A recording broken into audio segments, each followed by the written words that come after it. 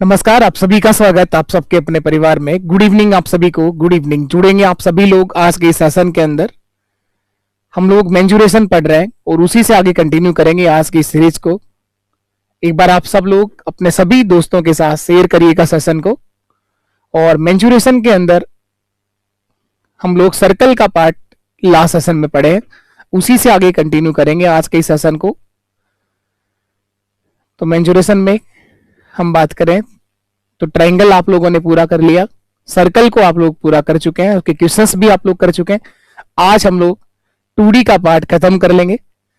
इसके बाद केवल आयतन यानी 3D आकृतियां बच जाएंगी आपके पास। 2D आकृतियां सभी तरह की कंप्लीट हो जाएंगी। तो 2D में आज हम लोग क्वाड्रिलेटरल चतुर्भुज के बारे में पढ़ने वाले हैं। तो हर तरह का चतुर्भुज आज के इस सेशन के अंदर आप लोग कंप्लीट कर लेंगे। तो एक बार आप जुड़े हैं सभी, आप सभी का बहुत बहुत स्वागत, अभिनंदन। रोज सेशन को अगर आप देख रहे हैं, आपकी अच्छे से अगर आप लोग इसका रिवीजन कर रहे हैं तो चीजें आपको समझ में आ रही होंगी। अगर आप बीच में से देख रहे हैं तो इससे पहले जो मेंजुरेशन की क्लासें हुई हैं वो आप अच्छे से देखिए। ये क्लासें आपके लिए बेनिफिशियल तभी रहेंगी जब आप लोग इनका रिवीजन करते हैं। केवल अकेले क्लास देखने से कुछ नहीं होगा, फिर से वापस प्रैक्टिस करनी पड़ेगी। इन्हीं क्वेश्चंस का 4 से 5 बार आप रिवीजन करिए, हर नए सवाल का कर पाएंगे आप लोग। तो चले शुरू करें। आज हम लोग जो शुरू करने वाले हैं यहां पर क्वाड्रिलेटरल के अंदर सबसे पहला पार्ट आप लोगों को पढ़ना है। पहली आकृति चतुर्भुज के अंदर हम लोग देख रहे हैं वर्ग। वर्ग क्या है, स्क्वायर क्या है। तो एक नंबर पर आप लिखिएगा पॉइंट नंबर फर्स्ट, स्क्वायर।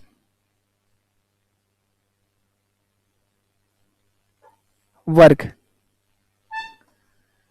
चतुर्भुज की बात कर रहे हैं। चतुर्भुज में हम लोग सबसे पहले जो पढ़ रहे हैं वो है आपका वर्ग।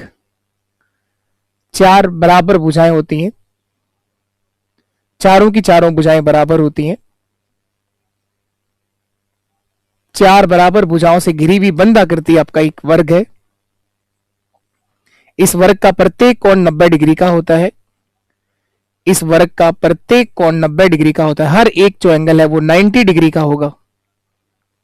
हर एक कोण 90 डिग्री का होगा। प्रत्येक कोण 90 डिग्री का होता है। चारों भुजाएं बराबर होती हैं, चारों के चारों कोण भी बराबर होते हैं। भुजा जो है वो चारों बराबर होंगी, इसकी चारों की चारों साइड बराबर होंगी। भुजा साइड ए बी बराबर होगा, बी सी बराबर होगा, सी डी बराबर होगा डी ए। चारों भुजाएं बराबर होती हैं, चारों कोण बराबर होते हैं। प्रत्येक जो कोण है वो 90 डिग्री का होता है। वर्ग में हर एक जो कोण होगा वो 90 डिग्री का होता है। कोण, एंगल, ये सिंबल है कोण का। कोण ए बराबर होगा, कोण बी बराबर होगा, कोण सी बराबर होगा, कोण डी। प्रत्येक कोण 90 डिग्री का होगा। हर एक जो एंगल है वो 90 डिग्री का होगा।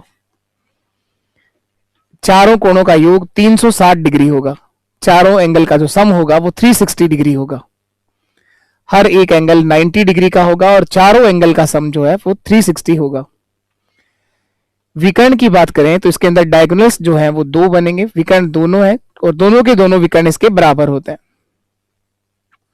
विकर्ण, विकर्ण क्या होता है? अपोजिट वर्टेक्स को मिलाने वाली लाइन जो बनेगी वो क्या बनाएगी? विकर्ण बनाएगी। सम्मुख शीर्ष को मिला दिया जाए, ए को सी से मिला दिया जाए तो इसका विकर्ण कहलाएगा विकर्ण ए सी, और दूसरा विकर्ण होगा इसका बी डी। दोनों विकर्ण बराबर होंगे, दोनों के दोनों विकर्ण इसके बराबर होंगे। दूसरा जो विकर्ण होगा वो होगा बी डी। दूसरा जो विकर्ण होगा वो होगा आपका बी डी। दोनों विकर्ण बराबर होंगे।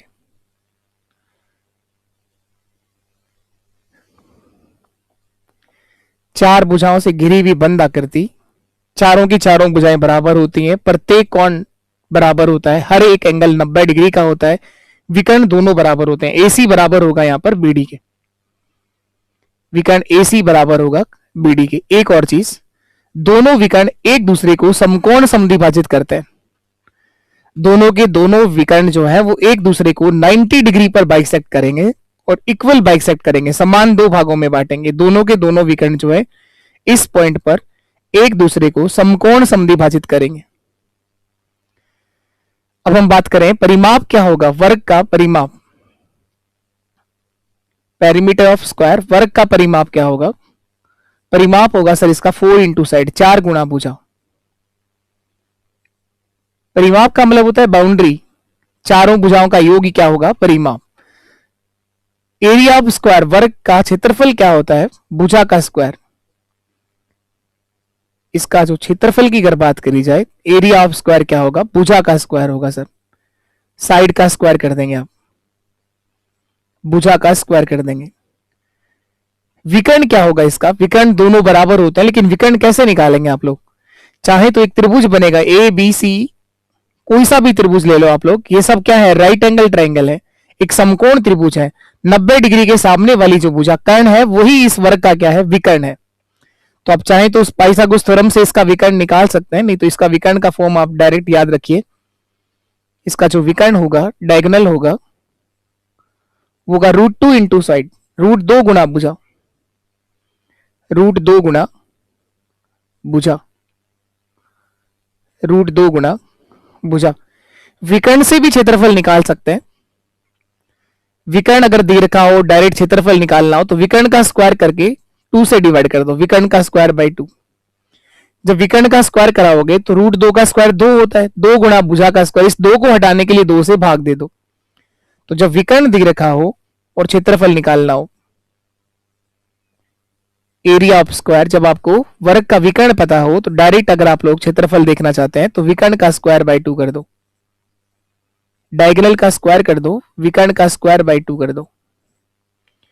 वर्ग का विकर्ण होता क्या है, √2 इंटू साइड। बस ये फॉर्म आपको वर्ग के लिए ध्यान रखनी है। परिमाप क्या होगा, क्षेत्रफल क्या होगा, विकर्ण क्या होगा, और अगर विकर्ण दिया गया हो तो वर्ग का क्षेत्रफल क्या होगा, विकर्ण स्क्वायर बाई 2। तो ये पहली आकृति थी आपके पास, वर्ग। इसके बाद आप लोग लिखना है आयत, रेक्टेंगल के बारे में लिख लीजिए। पहले इन सबको पढ़ लेते हैं हम लोग, इन सभी को देख लेते हैं एक बार। नंबर सेकंड पर आपको लिखना है आयत, रेक्टेंगल। 2 नंबर पर आप लिखिएगा रेक्टेंगल, आयत।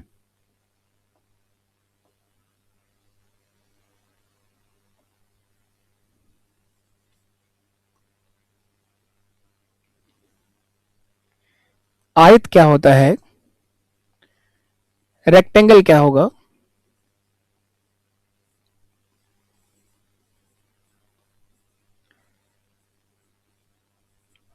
रेक्टेंगल। यहां अपोजिट साइड इक्वल होती है, आमने सामने की भुजाएं बराबर होती हैं। ये वाली साइड जो है वो इसके बराबर होगी और ये वाली साइड जो है वो इसके बराबर होगी। यहां आमने सामने की भुजाएं बराबर होती हैं, इसमें चारों बराबर नहीं होती हैं, या आमने सामने की भुजाएं बराबर होती हैं। ये कहलाता है आयत की लंबाई। सामान्यतः लंबाई ज्यादा होती है, चौड़ाई कम होती है। इस लंबाई को L से लिखा जाता है। यह है आयत की लंबाई और यह है आयत की चौड़ाई। चौड़ाई, चौड़ाई को B से लिखेंगे आप लोग, लंबाई को L से लिखेंगे और चौड़ाई को किससे लिखोगे, B से लिखोगे। आयत की अगर बात करें, पेरीमीटर ऑफ रेक्टेंगल क्या होगा, आयत का परिमाप क्या होगा, पेरीमीटर ऑफ रेक्टेंगल, आयत का परिमाप।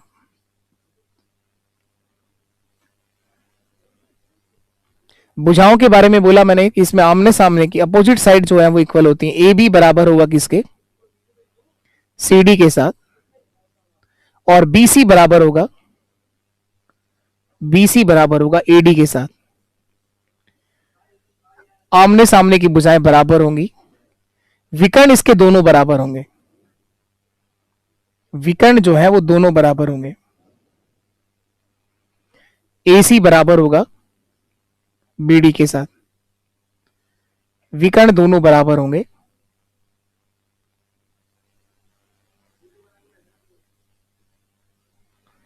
विकर्ण दोनों बराबर होंगे।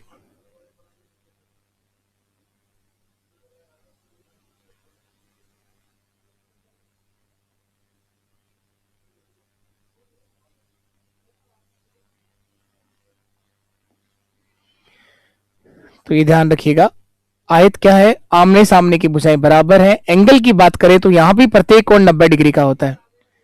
आयत का भी प्रत्येक कोण कितने डिग्री का होता है, 90 डिग्री का होता है। हर एक एंगल 90 डिग्री का होगा। विकर्ण एक दूसरे को इक्वल बाइसेक्ट करेंगे, समान दो भागों में बांटेंगे। आयत के विकर्ण एक दूसरे को समद्विभाजित करते हैं, 90 डिग्री पर नहीं काटेंगे लेकिन समान दो भागों में बांटेंगे। तो पेरीमीटर ऑफ रेक्टेंगल, आयत का परिमाप होता है सर 2 गुना लंबाई प्लस चौड़ाई, 2 इंटू एल प्लस बी। आयत का परिमाप होता है सर 2 गुना लंबाई प्लस चौड़ाई, 2 into L plus B. Area of rectangle, आयत का क्षेत्रफल क्या होगा,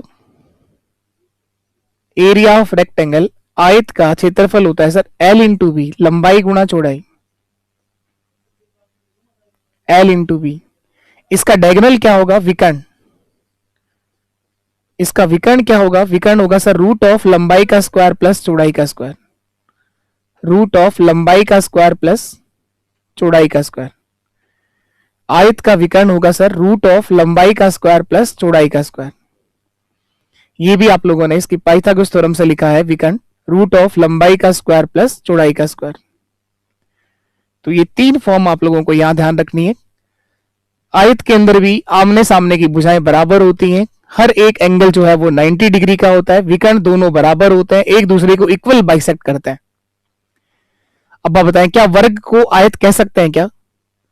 जो स्क्वायर आप लोगों ने पढ़ा है उसको आप रेक्टेंगल कह सकते हैं, वर्ग को आयत कह सकते हैं सर, क्योंकि वर्ग में सारी भुजाएं बराबर होती हैं, उसमें आमने सामने की भुजाएं भी बराबर होती हैं, लेकिन आयत को वर्ग नहीं कह सकते हैं। तो दूसरी आकृति थी आपके पास रेक्टेंगल, आयत। इसके बाद नंबर 3 पर लिखिएगा आप लोग रोम्बस, समचतुर्भुज, रोम्बस। तीसरा नंबर है आपके पास समचतुर्भुज, रोम्बस। क्वाड्रिलेटरल में सबसे अधिक इंपॉर्टेंट ये वाला पॉइंट है, समचतुर्भुज, रोम्बस है, समचतुर्भुज। अच्छा क्वेश्चन बनाएगा रोम्बस को लेकर, समचतुर्भुज को लेकर। समचतुर्भुज,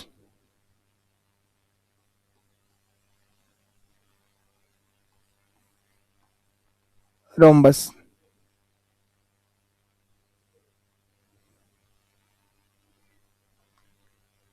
वर्ग से बनी हुई आकृति है समचतुर्भुज, और आयत से बनता है समांतर चतुर्भुज। अभी हम देख रहे हैं समचतुर्भुज। इसमें भी 4 साइड, चारों की चारों सौ साइड है वो इक्वल होती हैं, चारों भुजाएं बराबर होती हैं। वर्ग में भी चारों भुजाएं बराबर होती हैं, इसकी भी चारों की चारों साइड जो है वो इक्वल होती हैं, चारों भुजाएं बराबर होती हैं। यहां भी चारों भुजाएं बराबर होती हैं, ऑल साइड आर इक्वल, चारों भुजाएं बराबर होती हैं।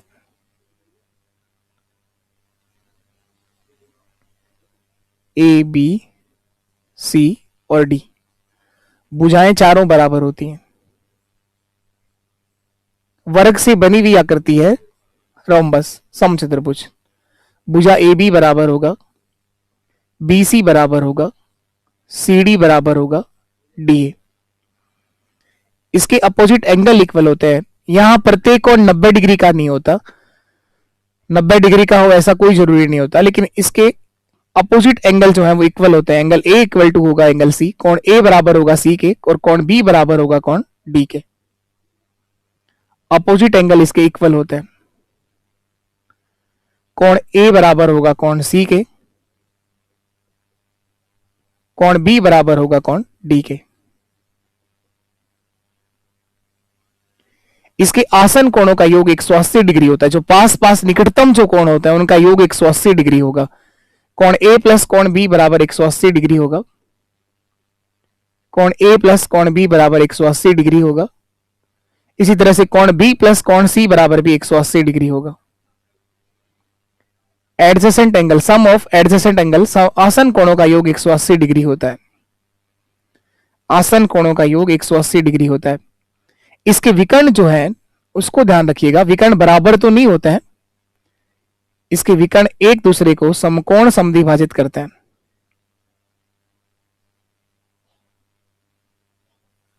विकर्ण एक दूसरे को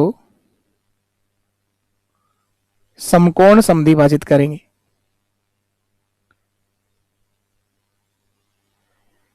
इसके विकर्ण एक दूसरे को 90 डिग्री पर इक्वल बाइसेक्ट करेंगे, 90 डिग्री पे काटेंगे और समान दो भागों में बांटेंगे।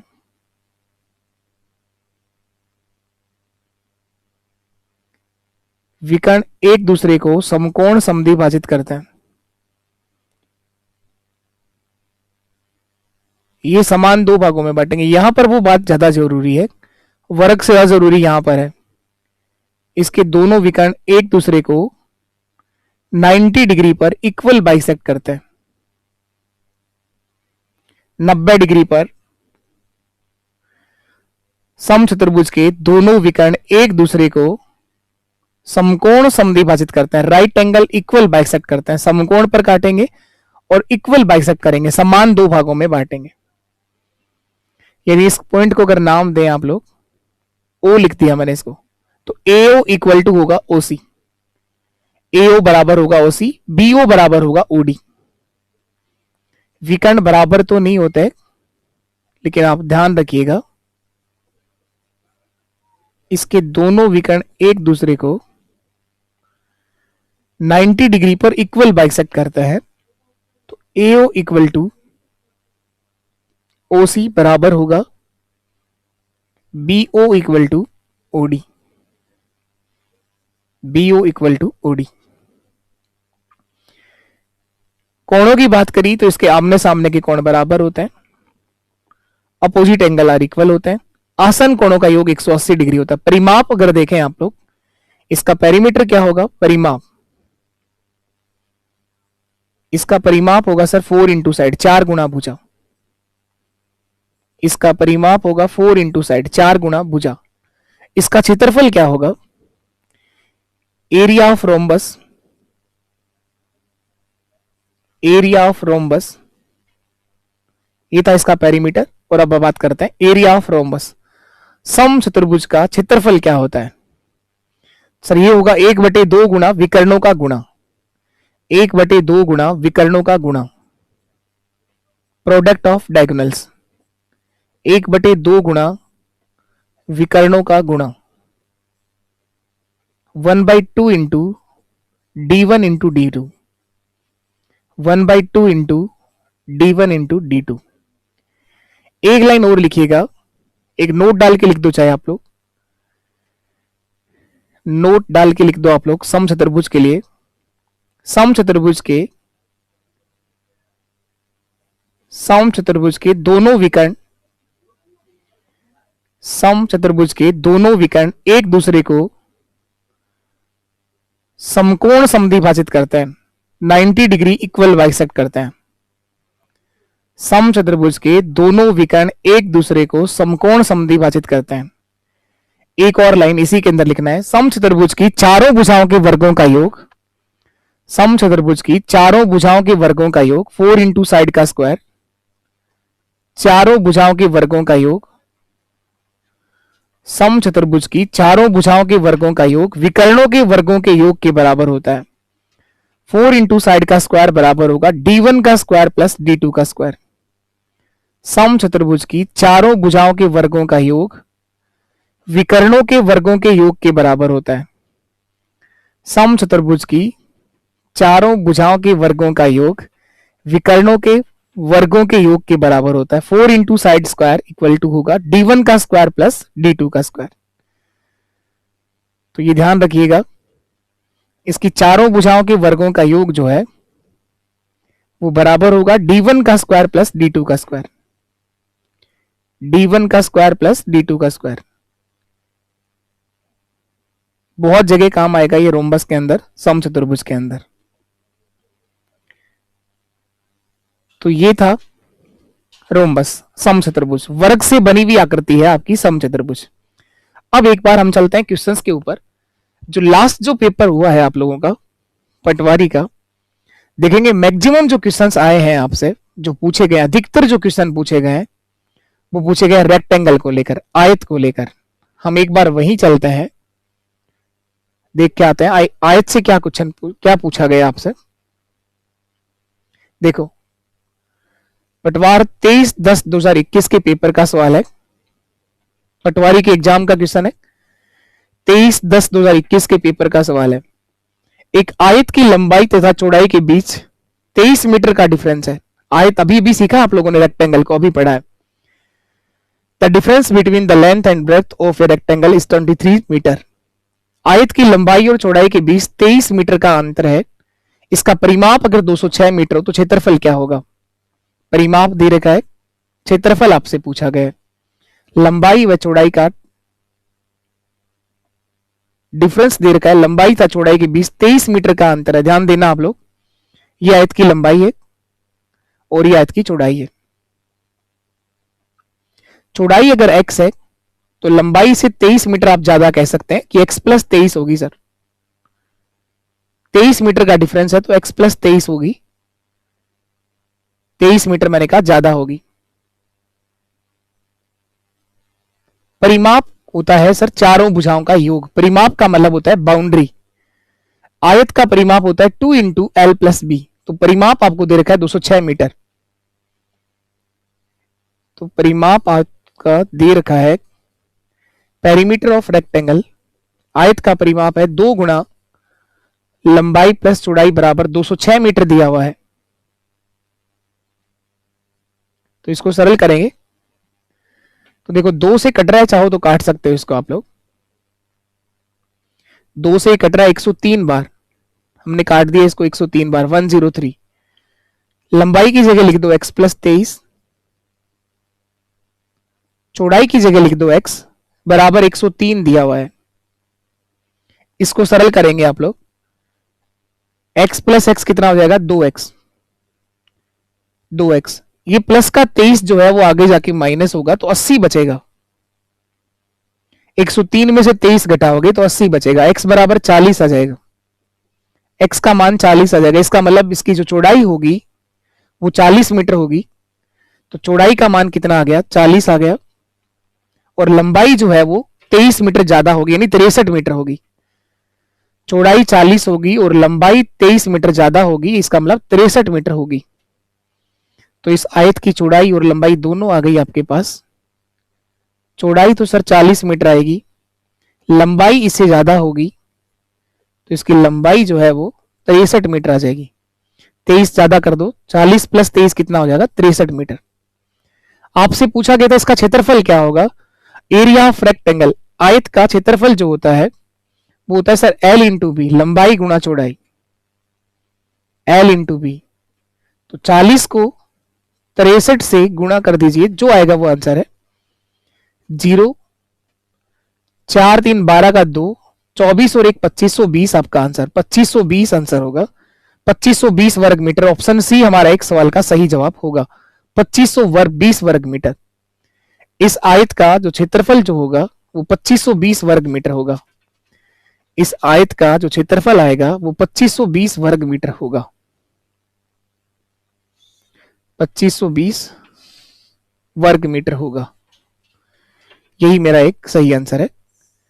तो लंबाई और चौड़ाई दोनों आपको दे रखी है, दोनों का गुणा किया है, वही आपका आंसर है।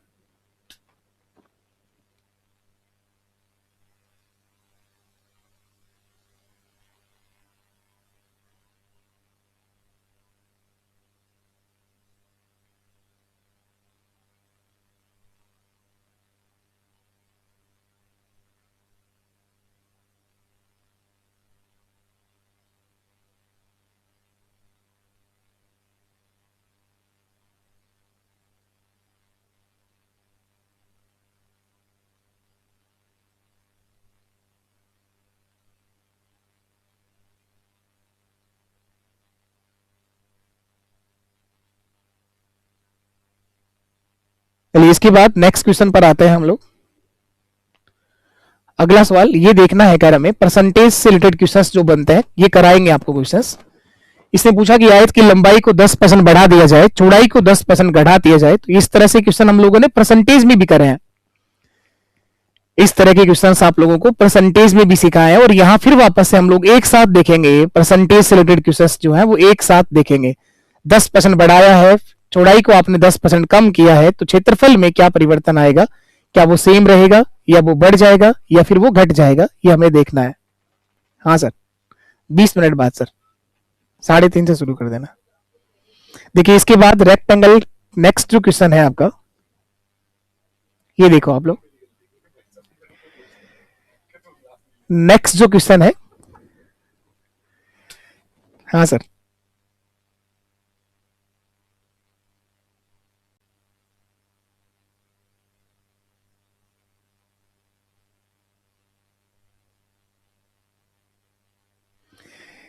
आयत का क्षेत्रफल 252 वर्ग सेंटीमीटर है। इस आयत का क्षेत्रफल 252 वर्ग सेंटीमीटर है। इसकी लंबाई और चौड़ाई का जो रेशियो दे रखा है, अनुपात दे रखा है, वो 9:7 है, 9:7 है। इसका परिमाप आपसे पूछा गया कितना होगा, इस आयत का परिमाप आपसे पूछा गया है। और ये भी आपका क्वेश्चन पटवार 23/10/2021 के पेपर का सवाल है, 23/10/2021 के पेपर का ही सवाल है। और ये भी सेम रेक्टेंगल पर लिखा है, लंबाई चौड़ाई का रेशियो दिया हुआ है, इस बार लंबाई और चौड़ाई का अनुपात दे रखा है 9:7।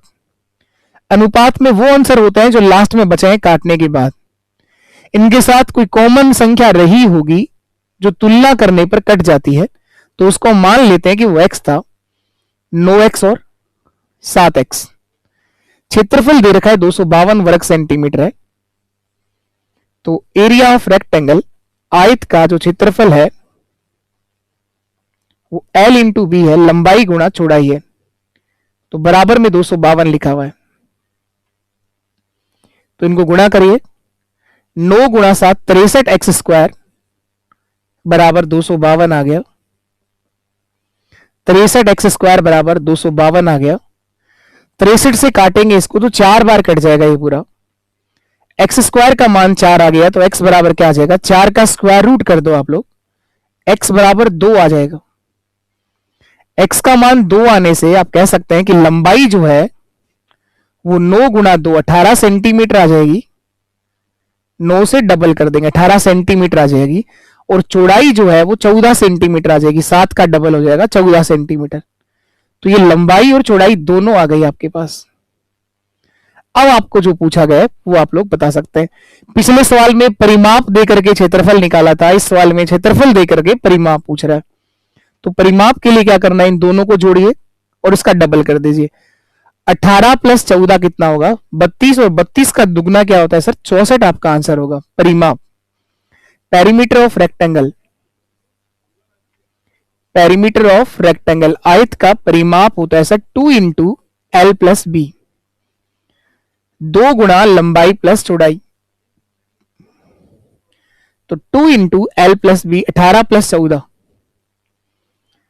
14 2 28, 28 + 4 32, 32 का डबल करोगे तो 64 ही आएगा। सही आंसर है बिल्कुल, 64 सेंटीमीटर इसका परिमाप होगा।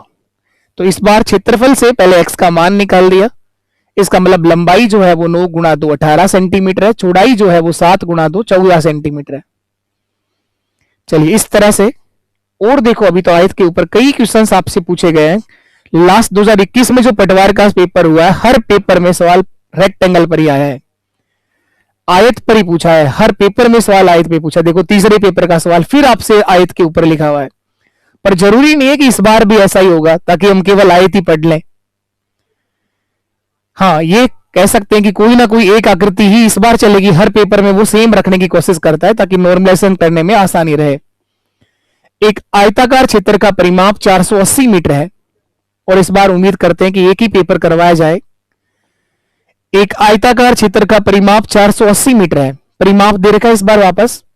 लंबाई और चौड़ाई के बीच का अनुपात दे रखा है 5:3। क्षेत्रफल क्या होगा, सेम सवाल है, बस नंबर बदले हैं, वही सेम सवाल है, केवल नंबर बदले हैं। अब की बार मैं थोड़ा जल्दी करता हूं। परिमाप दे रखा है इसको, परिमाप होता है सर 2 इंटू L + B, लंबाई प्लस चौड़ाई बराबर 480 है। लंबाई और चौड़ाई का अनुपात आपको दे रखा है, L और B का रेशियो दिया हुआ है 5:3, तो 5x और 3x। ये हो गया 8x का डबल करोगे 16x, या 2 गुना 8x बराबर 480। काटेंगे इसको, 2 से काट दिया 240 और 8 से काट दिया इसको 30, x बराबर सर 30 आ जाएगा। उस कॉमन राशि का मान इस बार 30 आ जाएगा। इस प्रकार जो लंबाई होगी वो 5 गुना 30 150 सेंटीमीटर आ जाएगी। लंबाई होगी वो 150 सेंटीमीटर आ जाएगी और चौड़ाई जो होगी वो 3 गुना 30 90 सेंटीमीटर आ जाएगी। 90 सेंटीमीटर आ जाएगी। मीटर की सेंटीमीटर मीटर में है तो मीटर में आएगा, सॉरी इकाई यहां पर मीटर में है तो ये सब मीटर में ही आएगा। 90 मीटर और यहां पर आएगा 150 मीटर। क्षेत्रफल होता है सर L इंटू बी, 150 गुना 90, 15 नब्बे 135, 13,500 वर्ग मीटर आ जाएगा। ऑप्शन सी आपके सवाल का सही आंसर है। एरिया ऑफ रेक्टेंगल, आयत का क्षेत्रफल L इंटू बी, लंबाई गुना चौड़ाई, तो 150 गुना 90, 15 नब्बे 135 और 2 जीरो आ जाएगा, 13,500 वर्ग मीटर मेरा आंसर होगा। 13,500 वर्ग मीटर आंसर है। तो क्षेत्रफल आ जाएगा सर 13,500 वर्ग मीटर। चलिए और देखो आप लोग, अभी तो आयत के ऊपर आप देखो कि पिछले पेपर में हर क्वेश्चन आयत के ऊपर लिखा है। ये देखो आप लोग, ये भी रेक्टेंगल पर लिखा हुआ क्वेश्चन है। एक आयताकार क्षेत्र की जो चौड़ाई है उसकी लंबाई का 60% है। एक आयताकार क्षेत्र की चौड़ाई जो है उसकी लंबाई का कितना परसेंट है? 60% है। एक आयताकार क्षेत्र की चौड़ाई उसकी लंबाई का 60% है। यदि इसका परिमाप 800 मीटर है तो क्षेत्रफल क्या होगा? तो देखिए लंबाई और चौड़ाई के बारे में लिखा है। चौड़ाई जो है वो लंबाई का कितना परसेंट है? 60% है, 60% है। तो लंबाई अगर 100 है तो चौड़ाई कितना होगा? 60 होगा। 100 कहां से लिखा सर? अपनी मर्जी से लिखा है। चाहे तो आप 0 कम कर सकते हैं, चाहे तो और काट सकते हैं। 2 से कट जाएगा 5 बार और ये कट जाएगा 3 बार। ये अनुपात ले सकते हैं आप लोग, 5x और 3x। लंबाई और चौड़ाई के बीच ये अनुपात ले सकते हैं। कई बार अनुपात दे रखा था और इस बार आपको कहा कि चौड़ाई जो है वो लंबाई का कितना है? 60%। ना कम बोला है ना ज्यादा बोला है, 60% बोला है। तो अगर ये 100 तो ये 60 होगा, ये 5 तो ये 3 होगा, 5x और 3x। परिमाप दे रखा है 800 मीटर। परिमाप का मतलब होता है सर बाउंड्री। परिमाप का मतलब होता है बाउंड्री। 2 गुना लंबाई प्लस चौड़ाई बराबर 800 है। 2 से कट गया ये 400 बार। 5x प्लस 3x, 8x बराबर 400, x बराबर 50 आ जाएगा। 8 5 40। इसका मतलब लंबाई जो है वो 5 गुना 50 250 और चौड़ाई जो है वो 3 गुना 50 150 होगी। 250 मीटर और 150 मीटर। 250 मीटर और 150 मीटर आपकी लंबाई चौड़ाई आ गई। 50 गुना 5 और 50 गुना 3। क्षेत्रफल क्या होगा? वो होता है सर L इंटू बी, लंबाई गुना चौड़ाई। Area of rectangle, area of rectangle होता है सर L इंटू बी, लंबाई गुना चौड़ाई। 250 गुना 150, 250 गुना 150, 0 0, 15 5 75 का 5, 7 हासिल कैरी हो गया। 15 2 30 और 7 37, 37,500 वर्ग मीटर। 37,500 वर्ग मीटर। ऑप्शन बी हमारे सवाल का एक सही आंसर होगा। 37,500 वर्ग मीटर। 37,500 वर्ग मीटर। ऑप्शन बी हमारे सवाल का एक सही जवाब होगा। देखा आप लोगों ने, हर पेपर में क्वेश्चन किससे पूछा गया था? रेक्टेंगल से, आयत से पूछा गया है।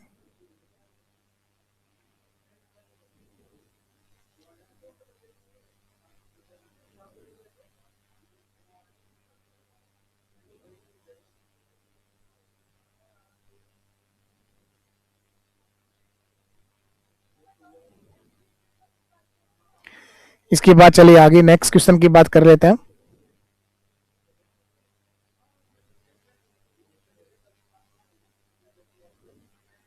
अभी जो लास्ट पढ़ रहे थे समचतुर्भुज, देखो समचतुर्भुज क्यों इतना इंपॉर्टेंट है। ये रहा रोम्बस का एक और क्वेश्चन, देखिए आप लोग। अभी आप लोग आयत के ऊपर क्वेश्चन देख रहे थे, रोम्बस के ऊपर लिखा हुआ क्वेश्चन सीईटी 10+2 2023 के पेपर का सवाल है। एक समचतुर्भुज का एक विकर्ण 12 सेंटीमीटर है, इसका क्षेत्रफल 30 वर्ग सेंटीमीटर है। समचतुर्भुज की प्रत्येक भुजा की लंबाई कितना होगी? इस बार आपसे इसकी भुजा की लंबाई पूछा है। समचतुर्भुज में प्रत्येक भुजा की लंबाई आपसे पूछ रहा है कितना हो। अभी अभी सीखा है आप लोगों ने समचतुर्भुज क्या होता है। समचतुर्भुज होता है सर जिसकी चारों भुजाएं बराबर होती हैं, चारों भुजाएं बराबर होती हैं, जिसका एक विकर्ण आपको दिया गया है, एक विकर्ण आपको दिया गया है, एक विकर्ण आपको दे रखा है। समचतुर्भुज के दोनों विकर्ण एक दूसरे को समकोण पर समद्विभाजित करते हैं, ऐसा लिखाया है आपको, ऐसा पढ़ा है आप लोगों ने कि इसके दोनों विकर्ण एक दूसरे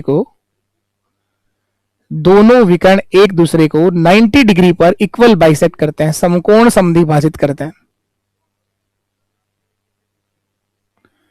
विकर्ण 12 सेंटीमीटर दे रखा था, तो अगर 12 है तो सर ये 6 सेंटीमीटर होगा, तो ये भी कितना होगा? 6 होगा।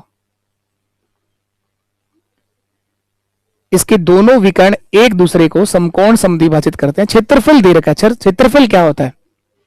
तो पहले यूज होगा यहां क्षेत्रफल का फॉर्मूला। बताइए आप लोग, समचतुर्भुज का क्षेत्रफल क्या होता है?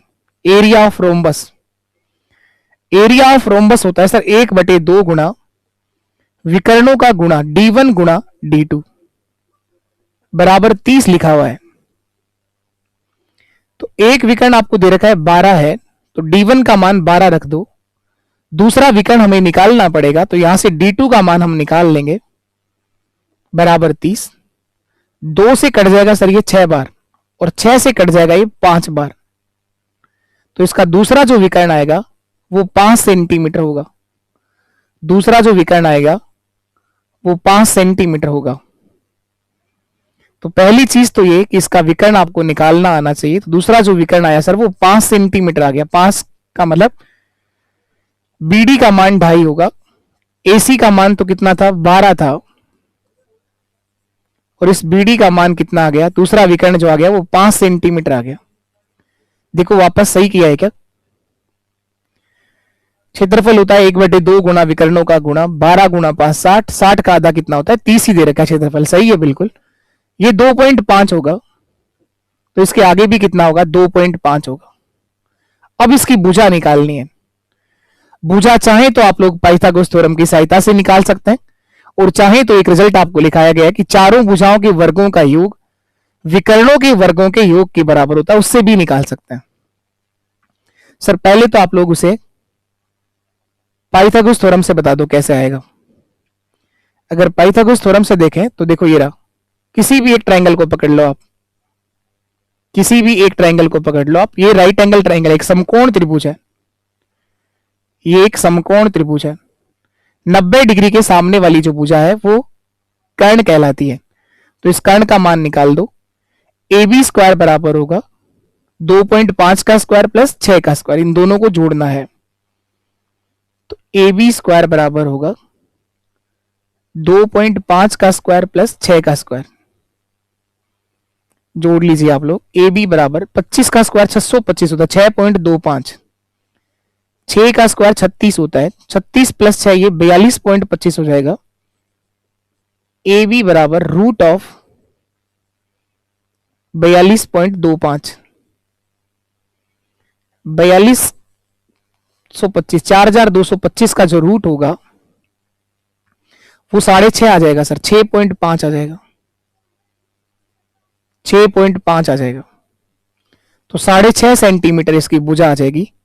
6.5 सेंटीमीटर इसकी क्या आ जाएगी? भुजा आ जाएगी। 6.5, AB का मान 6.5 आ गया, तो ये सारी की सारी भुजाएं बराबर होंगी। 6.5, 6.5, 6.5 और 6.5। एक तरीका तो ये है भुजा निकालने का। एक और बात भी आप ध्यान रखिए, ये लिखाया है आप लोगों को, चारों भुजाओं के वर्गों का योग। कहां लिखे हैं आप लोग इसको? चारों भुजाओं के वर्गों का योग यहां लिख देता हूं मैं, ध्यान देना आप लोग। 4 गुणा भुजा का स्क्वायर बराबर होगा d1 का स्क्वायर प्लस d2 का स्क्वायर। तो 4 गुणा भुजा का स्क्वायर, एक विकर्ण तो है आपके पास 12, 12 का स्क्वायर हो गया 144। दूसरा विकर्ण जो आपने निकाला है वो निकाला है 5, और 5 का स्क्वायर क्या हो जाएगा 25। 144 प्लस 25 हो गया सर 169। तो भुजा स्क्वायर का मान कितना आ जाएगा 169/4। जब यहां से स्क्वायर हटाएंगे तो सर इसका रूट कर देंगे। 169 का रूट होता है 13, 4 का होता है 2, तो भुजा आ जाएगी सर 13/2। 13/2 का मतलब कितना हो गया सर 6.5 सेंटीमीटर। 6.5 सेंटीमीटर, यही आपका आंसर है 6.5 सेंटीमीटर। तो ये लिखाया गया है कि समचतुर्भुज की चारों भुजाओं के वर्गों का योग 4 गुणा भुजा का स्क्वायर बराबर होता है d1 का स्क्वायर प्लस d2 का स्क्वायर। समचतुर्भुज के ऊपर काफी अच्छा सवाल आपके साथ में था, ये बहुत बेहतर क्वेश्चन था। रोम्बस का काफी अच्छा क्वेश्चन आपके साथ में था ये। उम्मीद है आपको ये समझ में आया होगा। चाहे तो आप लोग इस तरह से कर सकते हैं, ये आप लोगों ने पाइथागोरस थ्योरम को यूज किया है, और चाहे तो इस रिजल्ट से निकाल सकते हैं। पर सबसे पहले आपको दूसरा विकर्ण तो निकालना पड़ेगा। वो क्षेत्रफल से दूसरा विकर्ण आ जाएगा 5, d2 का मान 5 आ जाएगा, दूसरे विकर्ण का मान 5 सेंटीमीटर होगा। चलिए इसके बाद देखते हैं और आगे।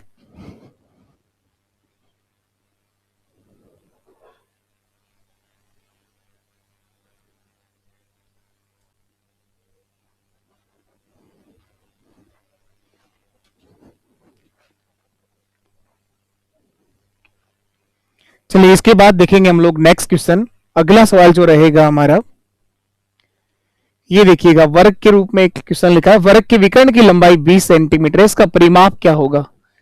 एक स्क्वायर को लेकर लिखा है, एक वर्ग के विकर्ण की लंबाई जो है वो 20 सेंटीमीटर है, इसका परिमाप कितना होगा। एक वर्ग है और वर्ग के विकर्ण की जो लंबाई आपको दे रखा है, देखो कितना दे रखा है। यह एक स्क्वायर की बात कर रहा है, एक वर्ग की बात कर रहा है। एक वर्ग है और इस वर्ग के विकर्ण की जो लंबाई है वो कितना दे रखी है। इसके विकर्ण की जो लंबाई है 20 सेंटीमीटर, इसका परिमाप आपसे पूछ रहा है कितना होगा। ये विकर्ण है इसका,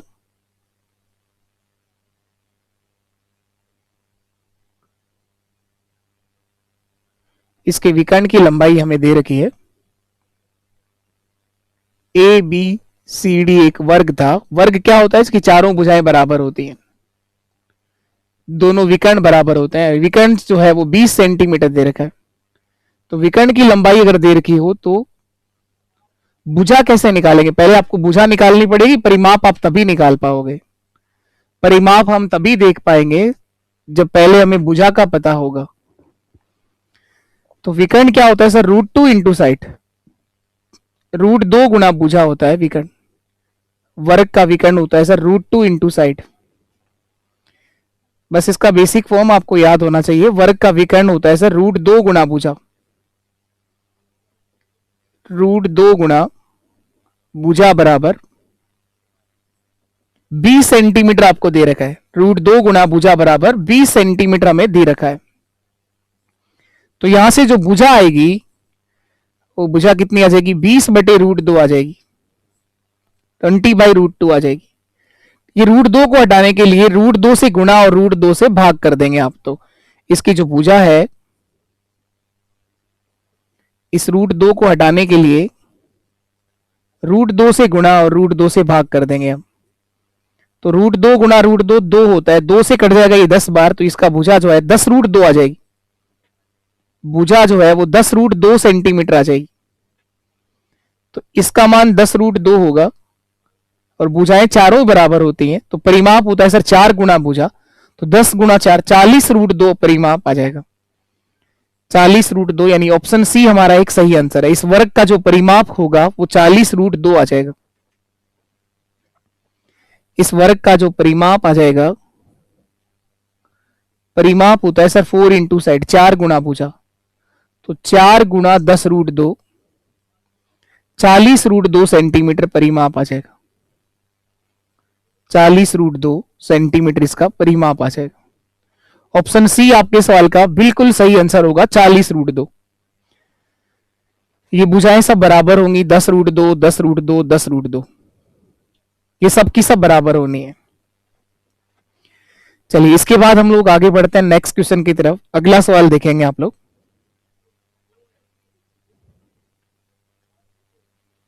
ये देखिएगा सीईटी ग्रेजुएशन लेवल के अंदर रेक्टेंगल के ऊपर जो क्वेश्चन पूछा गया था, रेक्टेंगल पर जो क्वेश्चन पूछा गया था वो देखो क्या लिखा हुआ है।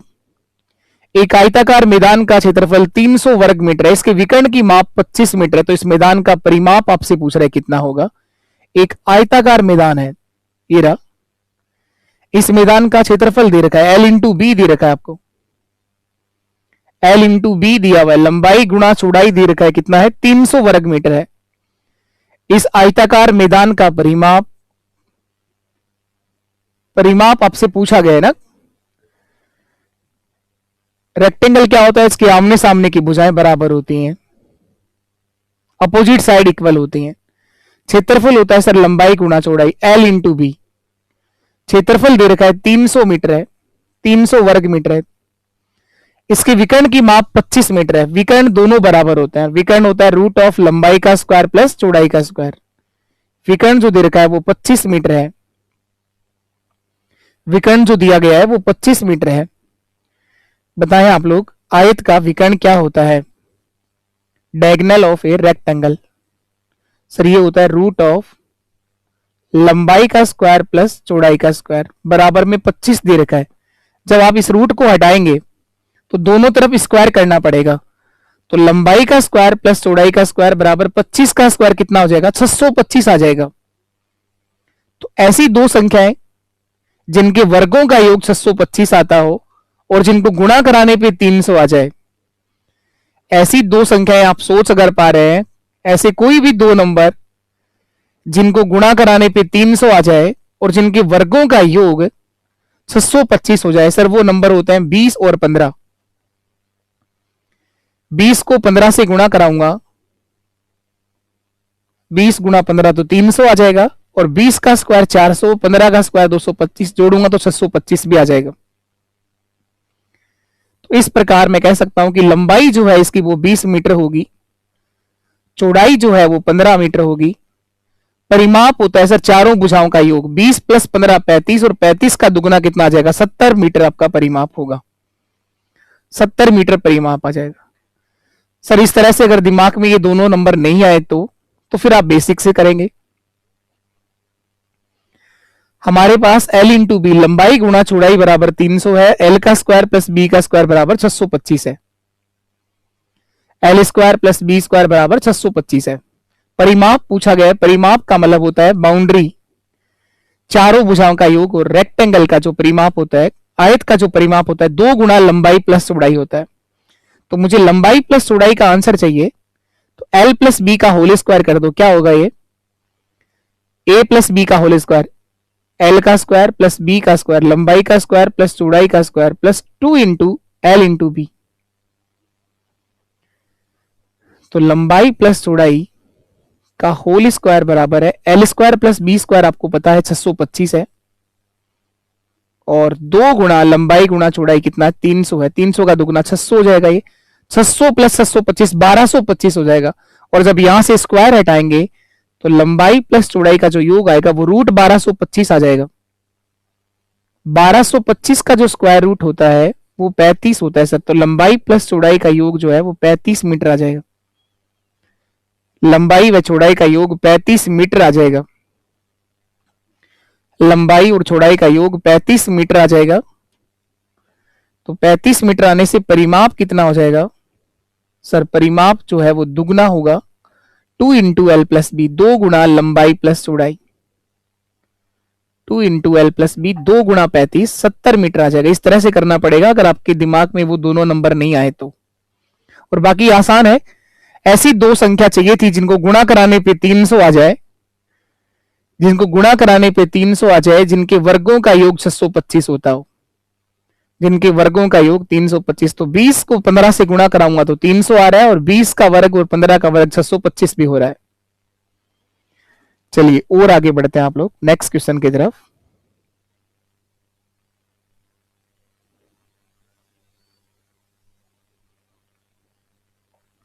ये देखिए आप लोग, रीट लेवल 1 के अंदर 2022 के अंदर पेपर में पूछा गया सवाल है, राइस एक समचतुर्भुज है, जैसा कि आप लोग इस डायग्राम में देख पा रहे हो, एक रोम्बस है, एक समचतुर्भुज है। अभी पढ़ा है आप लोगों ने रोम्बस क्या होता है, समचतुर्भुज क्या होता है। इसके आधार पर आधार का परिमाप पूछ रहे क्या होगा, इस माप के आधार पर समचतुर्भुज का परिमाप क्या होगा। ये जो माप आपको दे रखी है इनके आधार पर परिमाप पूछ रहे। परिमाप का मतलब होता है बाउंड्री, चारों भुजाओं का योग। तो पहले भुजा निकालनी पड़ेगी, भुजा निकालनी पड़ेगी आपको। समचतुर्भुज के अंदर हम एक बात जानते हैं कि चारों भुजाएं बराबर होती हैं।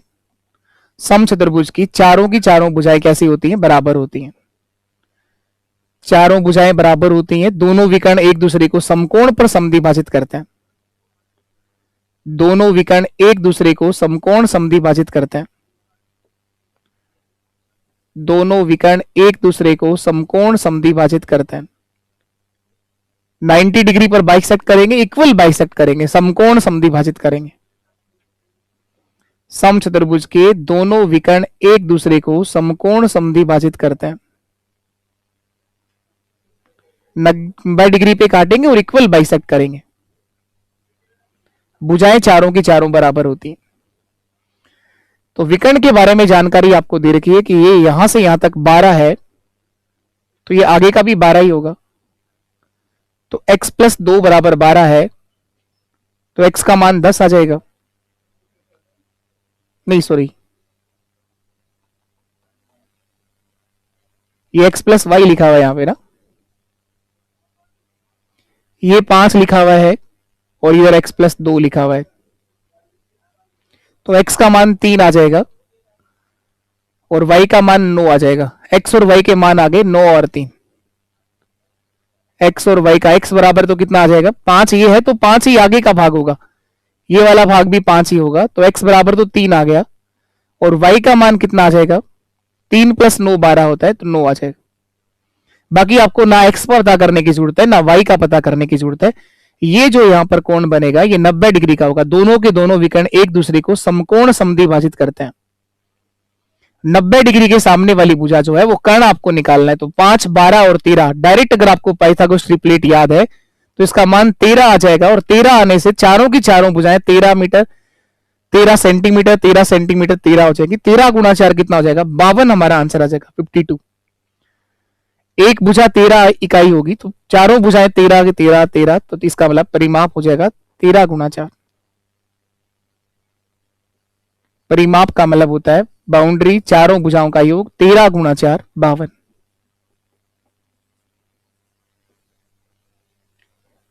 ये 5 है, ये 12 है, तो 90 डिग्री के सामने वाली भुजा ये 13 हो जाएगी। बाकी कुछ करने की जरूरत नहीं है, एक्स वाई का मान तो पता करने की जरूरत ही नहीं थी, ये चीज आपको देखने की जरूरत ही नहीं पड़ी। समचतुर्भुज के दोनों विकर्ण एक दूसरे को समकोण समद्विभाजित करते हैं। बहुत आसान सवाल था। पाइथागोरस थ्योरम से कर्ण का मान निकाला है, सीई स्क्वायर बराबर, कर्ण का स्क्वायर बराबर होता है आधार का स्क्वायर, 5 का स्क्वायर प्लस 12 का स्क्वायर। सीई बराबर हो गया 25 प्लस 144 रूट 169। तो सीई का मान जो है 13 इकाई आ जाएगा। ये सब 13 13 होंगे।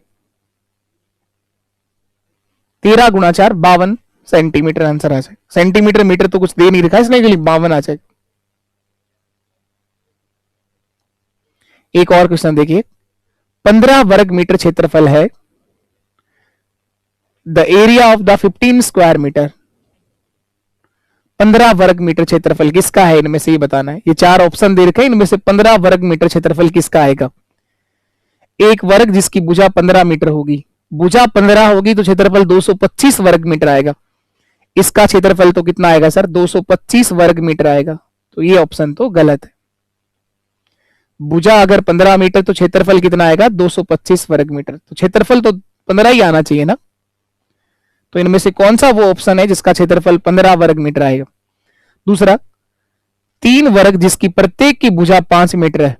ऐसे 3 वर्ग बनाए गए हैं, प्रत्येक की भुजा 5 है। तो भुजा अगर 5 मीटर है तो क्षेत्रफल 25 आ जाएगा। और 3 वर्ग बनाए गए हैं तो 25 वर्ग मीटर एक का आया है, तो 25 25 और 25 तो तीनों का योग 75 वर्ग मीटर आ जाएगा। तीनों का योग 75 वर्ग मीटर आ जाएगा। इसका मतलब ये ऑप्शन भी गलत है। तीसरा ऑप्शन कह रहा है 5 वर्ग बनाए गए हैं जिसमें प्रत्येक की भुजा 3 मीटर है। 5 वर्ग बने हैं जिसके प्रत्येक की भुजा 3 मीटर है। कितना मीटर है? 3 मीटर है। तो 3 मीटर अगर भुजा है तो क्षेत्रफल कितना आ जाएगा? 3 का वर्ग 9 वर्ग मीटर आ जाएगा। 9 9 9 9 कितने वर्ग बना रखे? 5। तो 5 गुणा 9 45 वर्ग मीटर आ जाएगा इनका क्षेत्रफल। तो सबका 5 गुणा 9 इन सबका क्षेत्रफल 45 वर्ग मीटर आ जाएगा। तो इसका मतलब ये ऑप्शन भी गलत है। तो इसका मतलब एक ही ऑप्शन रह गया आपके पास। 15 वर्ग बनेंगे जिसमें प्रत्येक की भुजा कितना है? 1 मीटर है। अगर भुजा 1 मीटर है तो क्षेत्रफल भी 1 वर्ग मीटर, क्षेत्रफल 1 वर्ग मीटर आएगा। इस तरह से अगर 15 वर्ग बनाओगे तो उन 15 वर्गों का क्षेत्रफल 15 वर्ग मीटर आ जाएगा। तो ऑप्शन डी हमारा सही है। ये एक ऐसा वर्ग बनाया गया है, एक ऐसा वर्ग बना है जिसकी भुजा कितनी है? भुजा जो है वो 1 मीटर है। 1 मीटर है तो क्षेत्रफल जो आएगा वो 1 गुणा 1 1 वर्ग मीटर होगा। ऐसे 15 अगर वर्ग बनाओगे तो 15 गुणा 1 15 वर्ग मीटर आ जाएगा। तो किसके बराबर हुआ? ऑप्शन डी के बराबर हुआ। ऑप्शन डी हमारा सही आंसर है। चलिए ये देखो आप लोग, बहुत बार आया है ये क्वेश्चन, बहुत बार आया है। A B C D 14 centimetre भुजा का एक वर्ग है, जैसा कि आप डायग्राम में देख पा रहे हो। कंप्यूटर अनुदेशक सीनियर कंप्यूटर टीचर का जो पेपर 2022 में लगा था उस पेपर में पूछा गया क्वेश्चन है। अधीनस्थ बोर्ड के द्वारा लिया गया पेपर है, सीनियर कंप्यूटर टीचर, इस पेपर का सवाल है। क्या बताना क्या है इसके अंदर? दी गई आकृति में छायांकित भाग का क्षेत्रफल क्या होगा ये बताना है। ए बी सी डी एक वर्ग है और इसके अंदर 4 सर्कल बनाए गए हैं। ये पूरा टच करेगा सर्कल ना, ये पूरा सर्कल जो है वो भुजाओं को टच करेंगे, चारों के चारों सौ सर्कल है, चारों आपस में एक दूसरे को टच करेंगे। ये इस तरह से है, एक वर्ग बना है जिसकी भुजा कितनी है? 14 सेंटीमीटर है।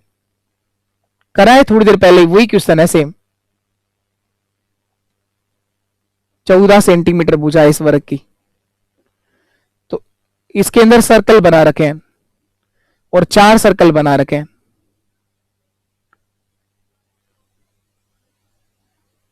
ये चारों सर्कल ऐसे ही बनेंगे।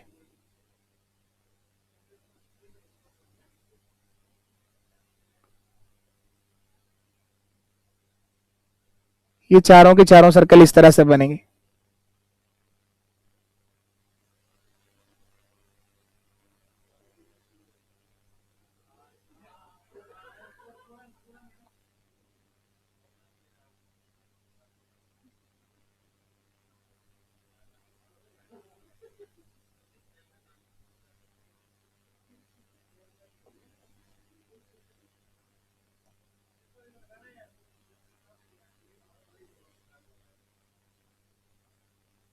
ये इस तरह से बना हुआ है। अब जो इसके अलावा जो भाग बच गया ना वो छायांकित किया हुआ है। इस भाग का क्या बताना है आपको? ये वाला भाग क्या करा हुआ है? छायांकित किया हुआ है। ये जो इन सर्कल के अलावा जो पार्ट बच गया इसको क्या किया हुआ है? छायांकित किया हुआ है। और आपसे पूछा गया है, तो आपसे पूछा गया है इसमें छायांकित भाग का क्षेत्रफल क्या होगा। तो ये जो भाग छायांकित किया हुआ है इसका क्षेत्रफल पूछ रहा है। तो इस वर्ग के क्षेत्रफल में से इन चारों सर्कल का क्षेत्रफल हम माइनस कर देंगे, जो आएगा वही भाग क्या है? छायांकित है। तो वर्ग का क्षेत्रफल क्या होगा? 14 का स्क्वायर करेंगे 196 आ जाएगा। 196 में से ये 4 सर्कल जो बने हैं इन सबकी सर्कल की जो रेडियस है, ये पूरा 7 होगा यहां से यहां तक, और ये भी 7 होगा। ये पूरा 14 है तो रेडियस जो है वो 7/2 होगी। इन सर्कल की जो रेडियस है वो 7 से आधा होगी, 7/2 होगी। इन सारों के चारों सर्कल की जो रेडियस आएगी वो सेम होगी और 7/2 होगी। चारों सर्कल की रेडियस 7/2 होगी, तो एक सर्कल का निकाल के 4 से मल्टीप्लाई कर देंगे। तो छायांकित भाग का क्षेत्रफल आपसे पूछा गया था, छायांकित भाग का क्षेत्रफल क्या होगा? देखो ये आ गया छायांकित भाग। छायांकित भाग का क्षेत्रफल, तो छायांकित भाग का क्षेत्रफल, वर्ग का क्षेत्रफल 196 माइनस 4 गुणा पाई आर स्क्वायर, पाई का मान 22/7, आर का मान है 7/2 इंटू 7/2, 7/2 गुणा 7/2, 7 से 7 कट जाएगा, 2 गुणा 2 4 से 4 कट जाएगा, 196 में से 154 घटा दो आप, 42 जो है आपका आंसर हो जाएगा 42 वर्ग सेंटीमीटर। तो छायांकित भाग का क्षेत्रफल आ जाएगा सर, ऑप्शन बी आपका आंसर है, 42 वर्ग सेंटीमीटर मेरा आंसर होगा। बहुत बार आया है क्वेश्चन, ये थोड़ा सा डायग्राम प्रॉपर नहीं है, ये चारों के चारों सर्कल जो है वो चारों साइडों को टच करेंगे, तो इस तरह से प्रॉपर सर्कल ये बनेगा। ये जो भाग बच गया, इन सर्कल के अलावा जो पार्ट बच गया जिसे छायांकित किया, उस वाले भाग का क्षेत्रफल हम लोगों ने निकाला है। तो इस वर्ग के क्षेत्रफल में से इन चारों सर्कल का क्षेत्रफल आप लोगों ने माइनस कर दिया है। इन चारों के चारों सर्कल की जो रेडियस है वो 7/2 होगी, 7 से आधा होगी, 7 मत कर देना आप, व्यास होगा 7 तो ना, तो रेडियस 7/2 होगी। चलिए और आगे देखते हैं हम लोग, नेक्स्ट देख लेते हैं। नेक्स्ट जो पार्ट है,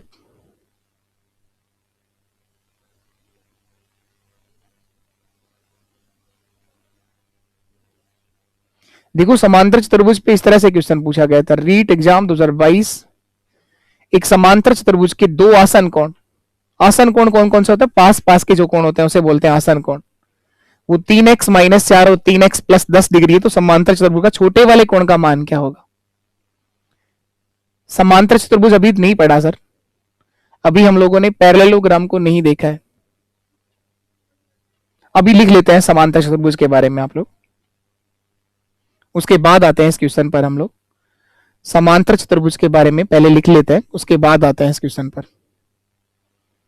अभी आप लोग लास्ट सम चतुर्भुज के बारे में पढ़ के आए हो। नंबर 4 समांतर चतुर्भुज लिख लीजिए, 4 नंबर लिखना है आपको समांतर चतुर्भुज। 4 नंबर पे लिखिएगा आप लोग समांतर चतुर्भुज।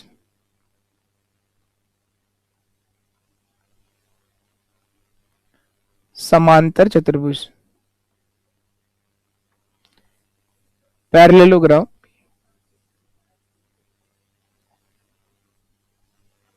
पैरेललोग्राम। समांतर चतुर्भुज क्या होता है?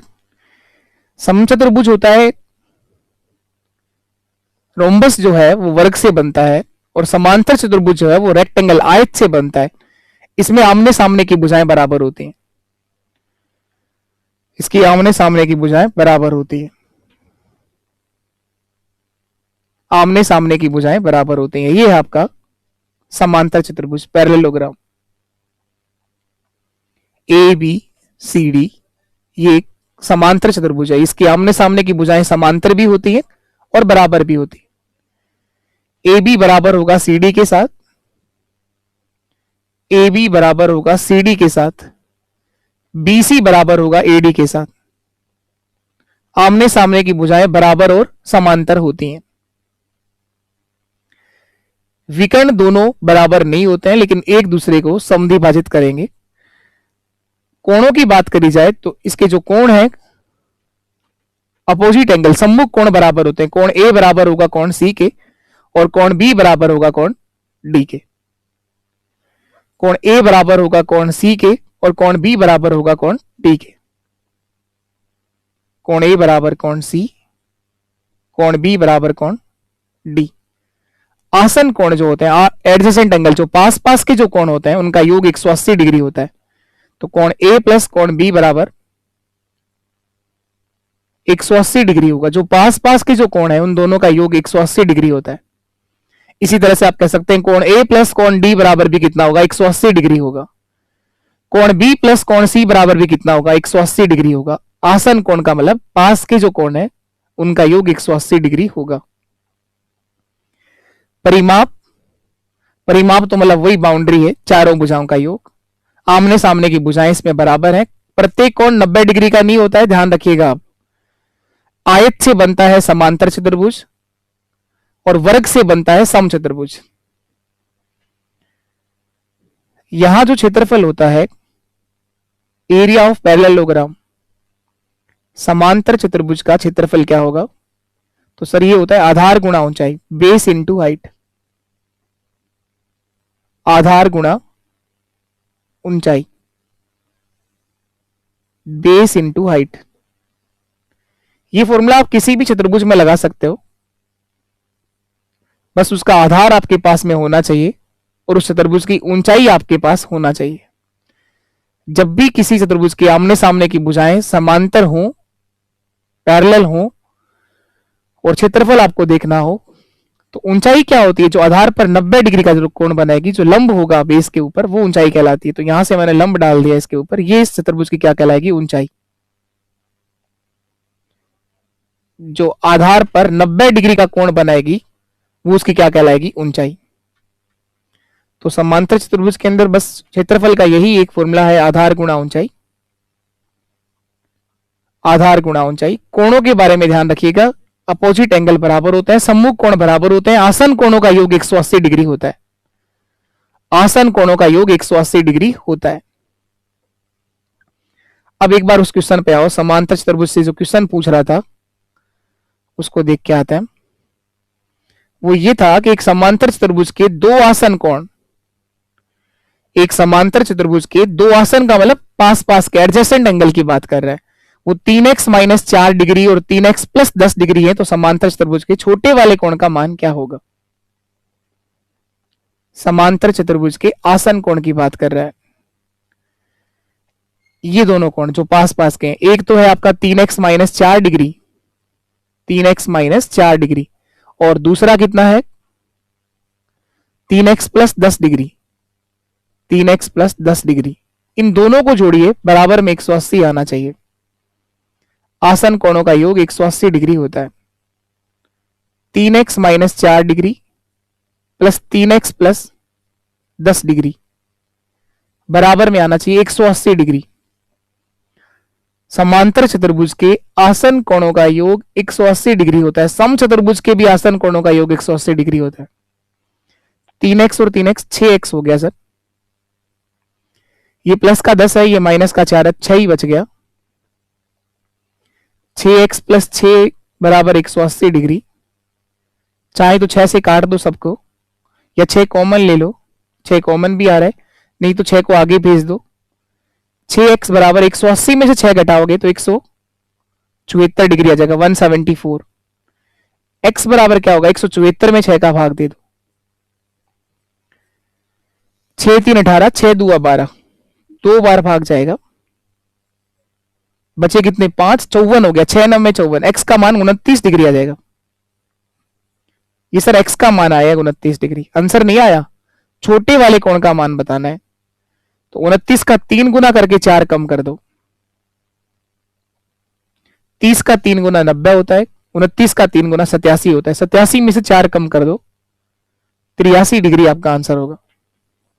ऑप्शन ए हमारा सही आंसर। छोटे वाले कोण का मान बताना है, तो समांतर चतुर्भुज का छोटा जो कोण है 3 गुना करके 3x - 4 degree, 3x - 4 degree. x का मान आया 29, 29 गुणा 3, 29 गुणा 3 87 - 4, 83 डिग्री। छोटे कोण का मान 83 डिग्री होगा।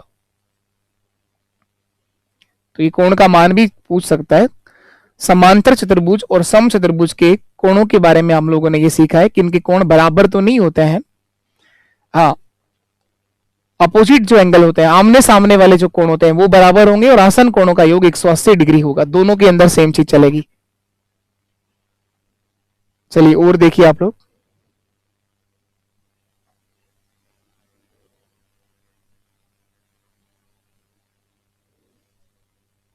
ये देखो आप, एक तार जो है वो 98 सेंटीमीटर त्रिज्या के वर्त के आकार का है। इस तार को एक वर्ग के रूप में मोड़ दिया जाए तो वर्ग की भुजा की लंबाई लगभग क्या होगी?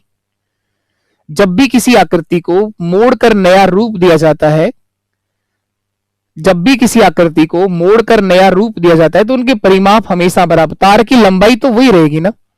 एक तार 98 सेंटीमीटर त्रिज्या के वर्त के आकार का है, 98 सेंटीमीटर त्रिज्या बहुत बड़ा है।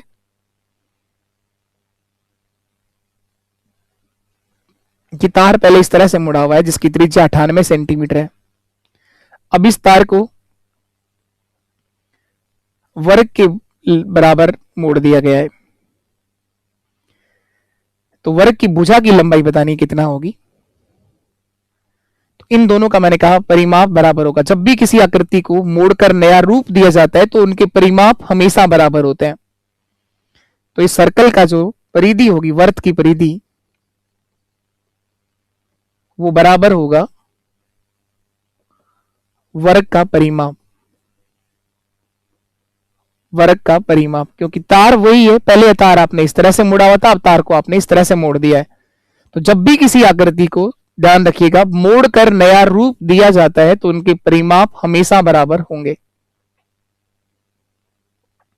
परिधि होती है 2 पाई आर, परिमाप होता है 4 इंटू साइड, 4 गुना भुजा। इसकी जो त्रिज्या दे रखी है वो 98 है, आर बराबर 98 है सेंटीमीटर है। तो 4 गुना भुजा बराबर मैं लिखूंगा, मुझे भुजा का पता करना है तो इसको मैंने इधर लिख लिया। 4 गुना भुजा बराबर 2 पाई आर, 2 गुना 22/7 गुना 98। काट लो इसको, 7 से कट जाएगा 14 बार, 14 7 98, 14 7 98। 2 से कट जाएगा 2 बार, 2 से फिर काट दो 11 बार, 11 गुना 14 करिए, जो आएगा वही इसकी भुजा होगी। इस वर्ग की भुजा 11 4 44 का 4, 4 हासिल कैरी हो गया, 11 और 4 15, 154 सेंटीमीटर। इस वर्ग की जो भुजा आएगी वो 154 सेंटीमीटर होगी, 154 सेंटीमीटर होगी। तो जब भी किसी आकृति को मोड़कर अगर आप नया रूप दोगे, पहले वो तार इस तरह से मुड़ा हुआ था, उसी तार को आपने वर्गाकार मोड़ दिया, तो इस वर्ग की जो भुजा आएगी वो 154 सेंटीमीटर होगी। यही आपसे पूछा गया था कि इसकी भुजा कितना होगी। चलिए और देखिए आप लोग,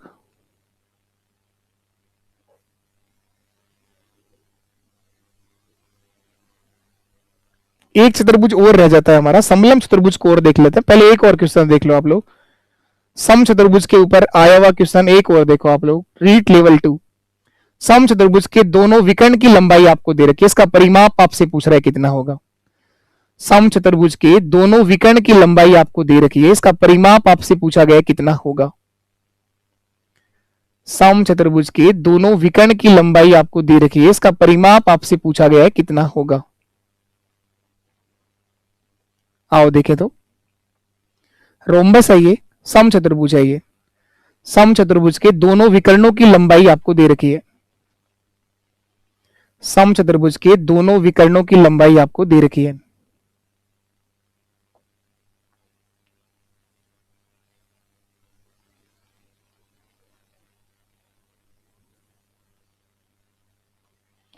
विकर्ण क्या होता है बताओगे आप लोग? सम चतुर्भुज के दोनों विकर्ण बराबर नहीं होते हैं, लेकिन एक दूसरे को समकोण पर समद्विभाजित करते हैं। सम चतुर्भुज के दोनों विकर्ण बराबर तो नहीं होते हैं, लेकिन एक दूसरे को समकोण समद्विभाजित करते हैं। तो विकर्णों की लंबाई 10 सेंटीमीटर और 24 सेंटीमीटर, पूरा 10 है तो ये 5 होगा, ये भी 5 होगा। दोनों के दोनों विकर्ण एक दूसरे को 90 डिग्री पर इक्वल बाइसेक्ट करते हैं, समकोण पर समद्विभाजित करते हैं। दूसरा विकर्ण 24 है तो ये 12 होगा, ये भी 12 होगा। तो इसके सामने वाली जो भुजा है वो 13 सेंटीमीटर आ जाएगी सर, 5 12 और 13, तो परिमाप जो है सर 13 गुना 4 52 सेंटीमीटर। थोड़ी देर पहले ही किया सेम सवाल, देखो कितनी बार सवाल पूछ रहा है। इसी तरह से नंबर बदलते हैं, बोलने का तरीका बदलता है, बाकी क्वेश्चन देखो वही चीजें हैं, वही आपका आंसर आ जाएगा, कुछ नहीं बदला इसने। 52 सेंटीमीटर मेरा आंसर आ जाएगा। किसी भी तरह से निकाल लेना आप लोग। 90 डिग्री के सामने वाली भुजा कर्ण है, इस कर्ण का मान निकाला है आप लोगों ने, पाइथागोरस थ्योरम से निकाल दो, नहीं तो एक रिजल्ट लिखाया था चारों भुजाओं के वर्गों का योग 4 गुना भुजा का स्क्वायर बराबर होगा विकर्णों के वर्गों का योग d1 का स्क्वायर प्लस d2 का स्क्वायर। इससे भी आप लोग भुजा निकाल सकते हैं। सम चतुर्भुज की चारों भुजाओं के वर्गों का योग बराबर होता है विकर्णों के वर्गों का योग। तो 4 गुणा भुजा का स्क्वायर बराबर होगा, पहला विकर्ण कितना है 10 है, 10 का स्क्वायर होता है सर 100, दूसरा विकर्ण 24 है, 24 का स्क्वायर होता है 576, जोड़ा तो ये हो जाएगा 676, 676 बटे 4, इसका वर्गमूल कर दो, 676 का वर्गमूल होता है 26, 4 का होता है 2, 26 का आधा कितना हो जाएगा 13 सेंटीमीटर। तो भुजा आप इस तरह से भी निकाल सकते हो। स्पीड बढ़ जाएगी। वैसे आप लोगों को जो सिखाया जा रहा है बिल्कुल बेसिक कंसेप्ट से हम लोगों ने सारी चीजें कवर करते हुए चल रहे हैं, इनका रिवीजन करिए। जब आप दूसरी तीसरी बार इन क्वेश्चन को करोगे तो अपने आप स्पीड बढ़ जाएगी। यही तरीका है स्पीड बढ़ाने का। पहली बार में नया क्वेश्चन कोई भी करेगा तो उसको टाइम देना पड़ता है, कोई भी करे चाहे वो। अब वही सवाल आप दूसरी बार करोगे, तीसरी बार करोगे तो स्पीड अपने आप चीजें बढ़ जाएंगी, और स्पीड बढ़ना शुरू हो गई, अंदर कॉन्फिडेंस आना शुरू हो गया, तो आप लोग हर सवाल का सामना करोगे और हर सवाल का सही आंसर दे पाओगे। चलिए एक चतुर्भुज और हमारा लास्ट बच गया। समलम चतुर्भुज के बारे में आप लोग लिख लीजिए। ट्रेपीजियम क्या है, समलम चतुर्भुज क्या है, क्षेत्रफल क्या होगा, क्या फॉर्मूला होगा, तो हम लोग उसको पढ़ लेते। चतुर्भुज एक और लास्ट जो हमारा बच गया समलम चतुर्भुज। आ सकता है, हो सकता है क्वेश्चन आसान भी बन जाए, समलम चतुर्भुज पे भी क्वेश्चन आ जाए, ट्रेपेजियम पे भी क्वेश्चन बन जाए, तो घबराने का कुछ नहीं है। आप लोग हर एक चतुर्भुज को पढ़ चुके हो और क्वेश्चंस हम लोग और करेंगे। कल एक पूरी बड़ी क्लास मिलेगी आपको, पूरा बड़ा मैराथन क्लास होगा जिसके अंदर आप लोगों को ये 2D के अंदर जितना भी अभी तक सिखाया गया है, जितने भी फॉर्मूले आप लोगों ने पढ़े हैं, तो उन सब पे आए हुए क्वेश्चंस, आज तक के जितने भी क्वेश्चंस आए हुए हैं सब करा दिए जाएंगे। नंबर 5 समलम चतुर्भुज के बारे में लिख लो आप लोग, ट्रेपेजियम के बारे में लिख लीजिए आप। समलम चतुर्भुज,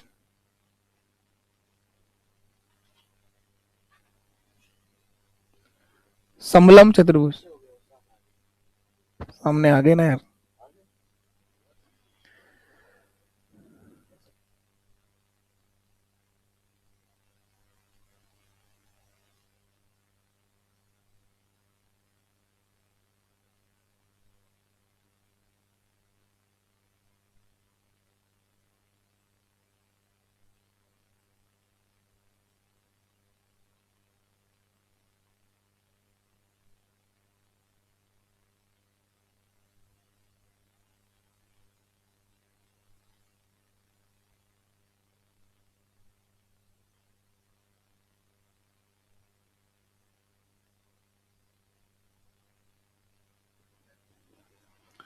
समलम चतुर्भुज के बारे में देखिए आप लोग,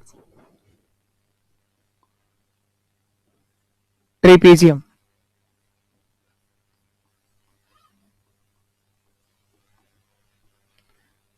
समलम चतुर्भुज,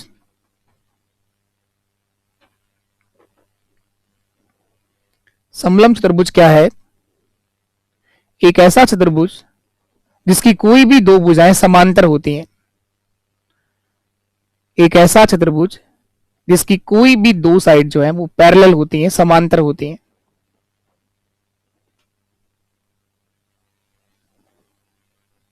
एक ऐसा चतुर्भुज जिसकी कोई भी दो भुजा जो है वो समांतर होती हैं, पैरेलल होती हैं, ये आपका चतुर्भुज है समलम चतुर्भुज। ये दोनों जो साइड है वो क्या एक दूसरे के पैरेलल है, कोई भी दो साइड जो है वो पैरेलल होती हैं, समांतर होती हैं।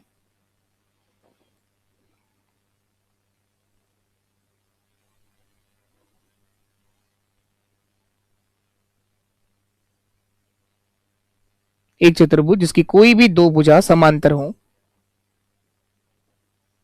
तो ये कहलाएगा समलम चतुर्भुज। ए बी सी और डी बराबर होना जरूरी नहीं है, इसके अंदर बराबर होना कोई जरूरी नहीं है, कोई भी दो साइड जिसकी पैरेलल होती है उसे बोलते हैं आप लोग समलम चतुर्भुज, ट्रेपेजियम। यहां मैंने कहा ए बी जो है वो सी डी के साथ समांतर है, ए बी पैरेलल है सी डी के, ए बी समांतर है सी डी के साथ, तो कोई भी दो साइड जो है वो पैरेलल होती हैं, उसे बोलेंगे आप लोग समलम चतुर्भुज। इस समलम चतुर्भुज का एरिया क्या होगा, इसका क्षेत्रफल ध्यान रखिएगा, बस इतना ध्यान रखो इसका क्षेत्रफल क्या होता है। एरिया ऑफ ट्रेपेजियम, समलम चतुर्भुज का क्षेत्रफल जो है ये होगा सर 1/2 गुणा सम ऑफ पैरेलल साइड, समांतर भुजाओं का योग, समांतर भुजाओं का योग, समांतर भुजाओं का योग गुणा उनके बीच की दूरी या ऊंचाई। 1/2 गुणा समांतर भुजाओं का योग गुणा उनके बीच की दूरी, या फिर आप लिखते हैं उनको ऊंचाई से, हाइट। 1/2 गुणा समांतर भुजाओं का योग गुणा उनके बीच की दूरी या ऊंचाई। 1/2 गुणा समांतर भुजाओं का योग करना है। ए बी और सी डी को जोड़ेंगे आप लोग, समांतर भुजाएं दोनों जो साइड पैरेलल हैं इनका योग कर दीजिए आप लोग, A B plus C D गुणा उनके बीच की दूरी या ऊंचाई, एच से गुणा करना है। ऊंचाई क्या होगा, जो यहां से आप लंब डालेंगे इसके आधार पर, वो इसकी क्या कहलाएगी, ऊंचाई कहलाएगी।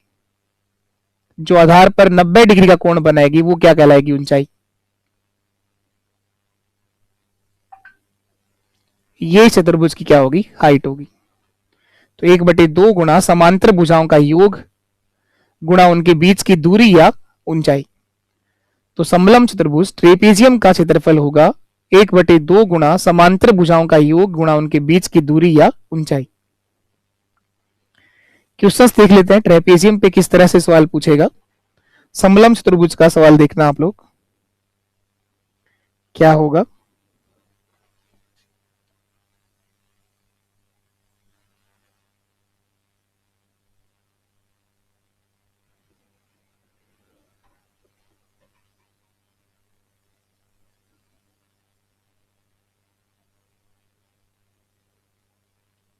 ये देखो आप लोग क्या लिखा हुआ है, एक समलंब चतुर्भुज का क्षेत्रफल 352 वर्ग सेंटीमीटर दिया हुआ है। क्षेत्रफल दे रखा है 352 वर्ग centimetre. The area of the trapezium is 352 square centimetre. एक समलंब चतुर्भुज का क्षेत्रफल 352 वर्ग सेंटीमीटर है। इसकी समांतर भुजाओं के बीच की दूरी 16 सेंटीमीटर है। यदि समांतर भुजाओं में से एक भुजा 25 सेंटीमीटर है, एक जो भुजा है वो 25 सेंटीमीटर, दूसरी भुजा की लंबाई पूछ रहा है कितना होगी। तो आ सकता है इस तरह से क्वेश्चन समलंब चतुर्भुज के ऊपर भी। तो ये ट्रेपेजियम की बात कर रहा है, एक समलंब चतुर्भुज की बात कर रहा है, इसकी कोई भी दो भुजाएं समांतर होती हैं, पैरेलल होती हैं। इन समांतर भुजाओं में से एक भुजा जो है वो 25 सेंटीमीटर की है। इसकी दूसरी भुजा की लंबाई हमें निकालना है, जिसको मैंने x लिख दिया। इन दोनों भुजाओं के बीच की दूरी जो है वो 16 सेंटीमीटर है, यानी हाइट दे रखा है इसकी 16 सेंटीमीटर है। क्षेत्रफल दे रखा है 352 वर्ग सेंटीमीटर है। क्षेत्रफल दिया हुआ इसका 352 वर्ग सेंटीमीटर है। एरिया ऑफ ट्रेपेजियम समलंब चतुर्भुज का क्षेत्रफल क्या होगा, अभी भी लिखा है, बोलो आप लोग साथ में लिखा करो, बोला करो, तभी याद होंगे ये फॉर्मूले। एरिया ऑफ ट्रेपेजियम समलंब चतुर्भुज का क्षेत्रफल क्या होता है, 1/2 गुणा समांतर भुजाओं का योग गुणा उनके बीच की दूरी या ऊंचाई।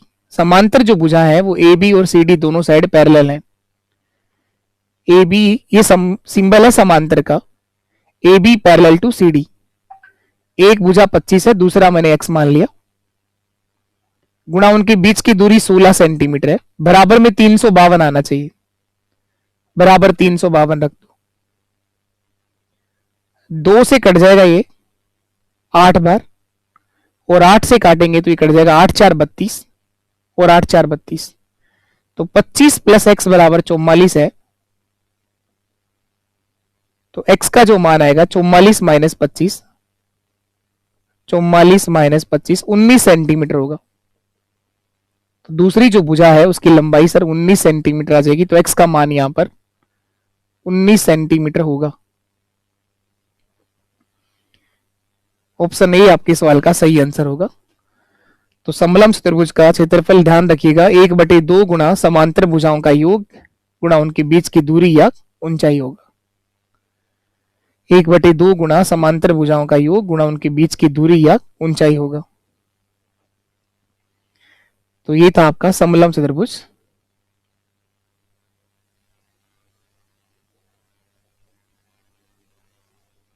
एक ये भी ध्यान रखें, कोई चतुर्भुज जिसका एक विकर्ण दे रखा हो, कोई भी चतुर्भुज हो सकता है, कोई नाम नहीं दे रखा है इसका, एक चतुर्भुज जिसका एक विकर्ण दिया गया हो,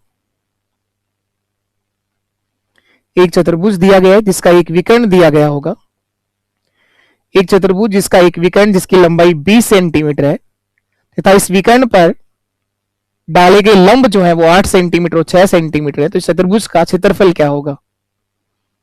कोई भी चतुर्भुज दिया गया है जिसका एक विकर्ण आपको दिया गया है, ये विकर्ण जो है वो 20 सेंटीमीटर का, और इस विकर्ण पर लंब डाले गए हैं, बाकी के जो शीर्ष है उनसे लंब डाले गए हैं। एक लंब ये डाला है, दूसरा लंब यहां से डाला है, ये लंब डाले गए हैं।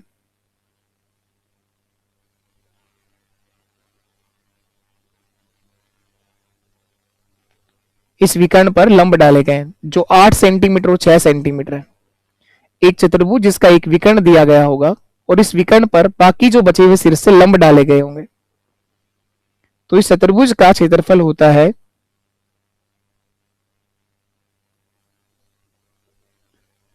ये कौन सा चतुर्भुज है, वर्ग है, आयत है, समचतुर्भुज है, समांतर चतुर्भुज, कोई सा भी चतुर्भुज हो, जब आपको एक चतुर्भुज का विकर्ण दे रखा हो और उस विकर्ण पर लंब डाले गए हो तो उस चतुर्भुज का क्षेत्रफल होगा, नाम चाहे इसका कुछ भी हो, इस चतुर्भुज का क्षेत्रफल होगा सर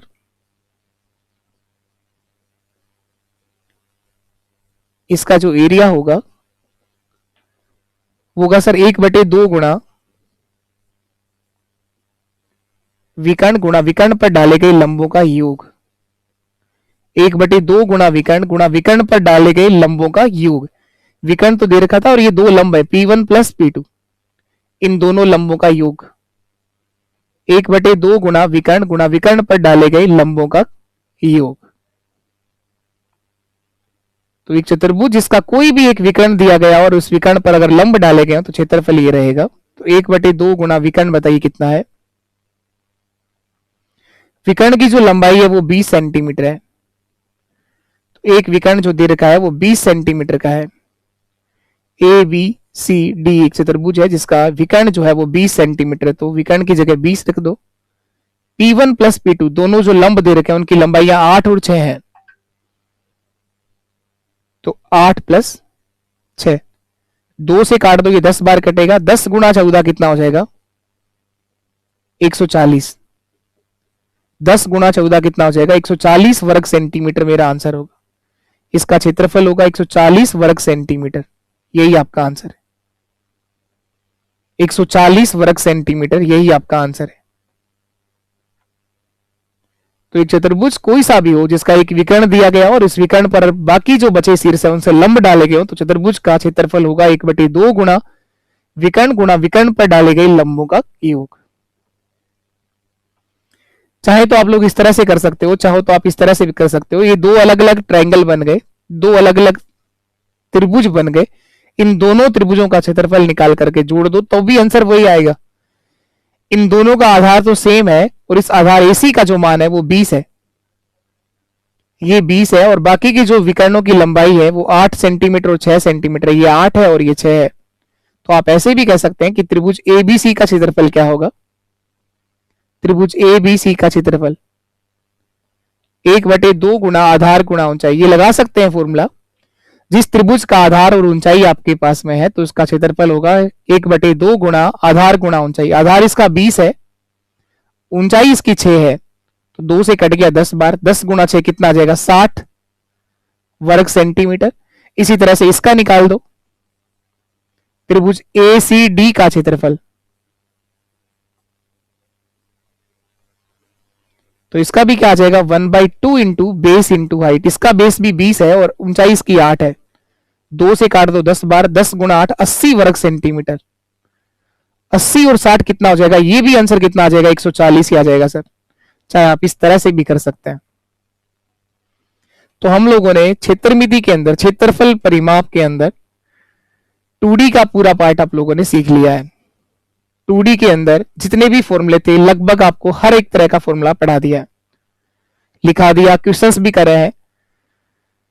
तो कल के दिन हम लोग इसका पूरा एक वन शॉट आपको मिलेगा। इससे पहले जितनी भी सेशन आप लोगों के 2D के हुए हैं, इन सबको आप वापस से देखिए, 2-2 3-3 4-4 बार आप रिवीजन करोगे तो अच्छे से चीजें हो जाएंगी। चलिए और देखते हैं अभी तो आप लोग।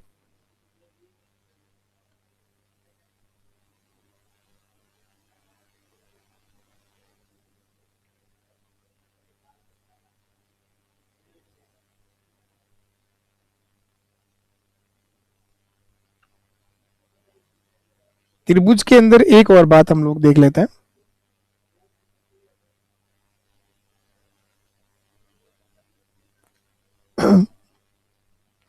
एक समबाहु त्रिभुज का क्वेश्चन देखो आप लोग। एक समबाहु त्रिभुज की प्रत्येक भुजा 24 सेंटीमीटर है। एक समबाहु त्रिभुज की प्रत्येक भुजा 24 सेंटीमीटर है। इसके अंदर बनाए गए वर्त का क्षेत्रफल क्या होगा? एक समबाहु त्रिभुज है, ये इक्विलैटरल ट्रायंगल है। एक समबाहु त्रिभुज की प्रत्येक भुजा 24 सेंटीमीटर है। ये एक इक्विलैटरल ट्रायंगल है, एक समबाहु त्रिभुज है। इसके अंदर एक सर्कल बनाना है।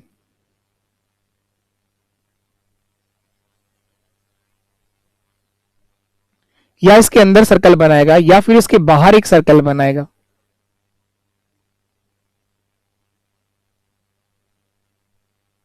एक समबाहु त्रिभुज है जिसके अंदर और बाहर बनाए गए सर्कल की बात हम लोग कर रहे हैं।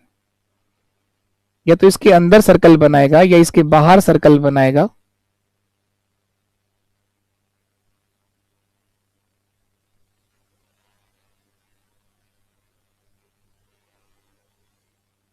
देखो, ये समबाहु त्रिभुज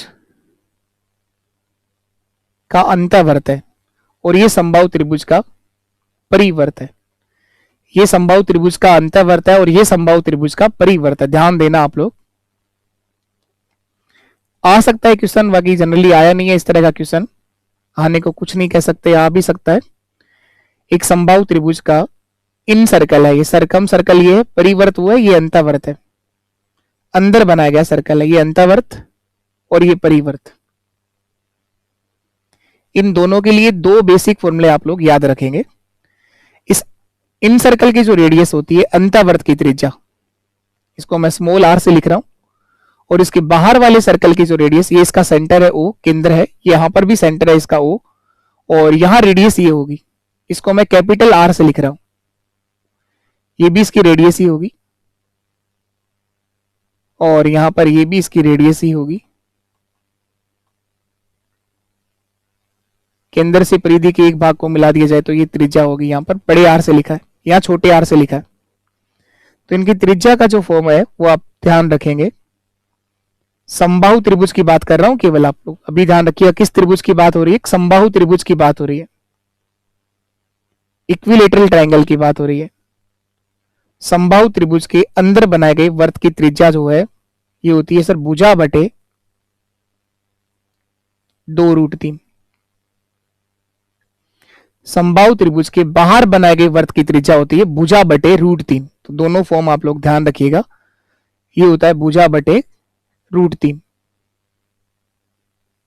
भुजा बटे √3।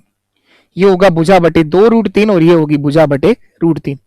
समबाहु त्रिभुज के अंदर बनाए गए वर्त की त्रिज्या भुजा बटे 2√3 और बाहर बनाए गए वर्त की त्रिज्या भुजा बटे √3। इन दोनों रेडियस का जो रेशियो बनेगा, त्रिज्याओं का अनुपात, तो देखो भुजा से भुजा कट जाएगा, √3 से √3 कट जाएगा, तो अनुपात होगा त्रिज्याओं के बीच 1:2। क्षेत्रफल का अनुपात होगा सर पाई आर स्क्वायर 1:4। क्षेत्रफल का अनुपात होगा सर 1:4। 2 का स्क्वायर 4 और 1 का स्क्वायर 1। तो ये समबाहु त्रिभुज के लिए ध्यान रखेंगे आप लोग। अब इस क्वेश्चन को देखना आप लोग, ये समबाहु त्रिभुज के अंदर ध्यान रखना है आपको। अब इस क्वेश्चन पर आ जाओ आप लोग, क्या कह रहा है। एक समबाहु त्रिभुज की प्रत्येक भुजा 24 सेंटीमीटर है। प्रत्येक भुजा 24 सेंटीमीटर है। इसके अंदर बनाए गए वर्त का क्षेत्रफल क्या होगा? भुजा दे रखी है, पहले हम त्रिज्या निकाल लेंगे। इस क्वेश्चन को अब देख रहे हैं हम लोग ना।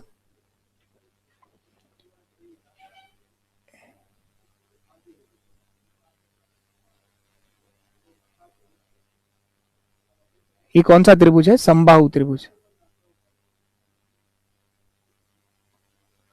इसके अंदर एक सर्कल बनाया गया है। इसके अंदर एक सर्कल बनाया गया है ना, ये समबाहु त्रिभुज का कौन सा सर्कल है? इन सर्कल है, सरकम सर्कल नहीं, इन सर्कल। समबाहु त्रिभुज के अंदर एक वर्त बनाया गया है। इस वर्त का क्षेत्रफल आपसे पूछ रहा है, भुजा दे रखी है 24 सेंटीमीटर है, तो पहले इसका रेडियस निकालना होगा, आर का मान निकालना होगा।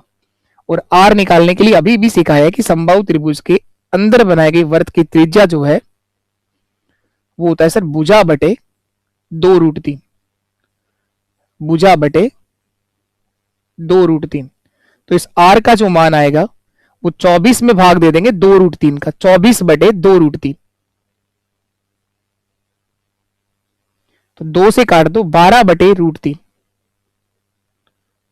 12 बटे √3 सेंटीमीटर, ये इसकी त्रिज्या आ जाएगी। इस समबाहु त्रिभुज के अंदर बनाए गए वर्त की त्रिज्या आ जाएगी 12 बटे √3। क्षेत्रफल क्या होगा? एरिया ऑफ सर्कल, वर्त का क्षेत्रफल होता है पाई आर स्क्वायर। पाई की फॉर्म में ही आंसर देना है, देखो हर ऑप्शन में पाई लिखा है तो पाई की फॉर्म में ही आंसर देना है, पाई आर स्क्वायर। आर का जो मान होगा जो आपने निकाला अभी 12 बटे √3 गुणा 12 बटे √3, √3 गुणा √3 3 होता है, 3 से काट दो, ये 4 बार कटेगा, 12 4 48 पाई आपका आंसर आ जाएगा, 48 पाई वर्ग सेंटीमीटर, सेंटीमीटर स्क्वायर, 48 पाई वर्ग सेंटीमीटर या सेंटीमीटर स्क्वायर हमारा आंसर होगा। इसका क्षेत्रफल होगा 48 पाई। ऑप्शन डी आपके सवाल का एक सही आंसर है, 48 पाई। तो समबाहु त्रिभुज के अंदर और बाहर बनाए गए वर्त की त्रिज्याएं आप लोग याद रखिएगा, भुजा बटे 2√3 और भुजा बटे √3। एक सवाल और देख लो सेम ऐसा ही। इस बार आपको समबाहु त्रिभुज के अंदर बनाए गए वर्त का क्षेत्रफल दे रखा है 462, और आपसे पूछा गया इस त्रिभुज का परिमाप क्या होगा, इस त्रिभुज का परिमाप क्या होगा। यहां मैं एक बात और सिखा देता हूं लास्ट आप लोगों को, एक बात और सिखा देता हूं।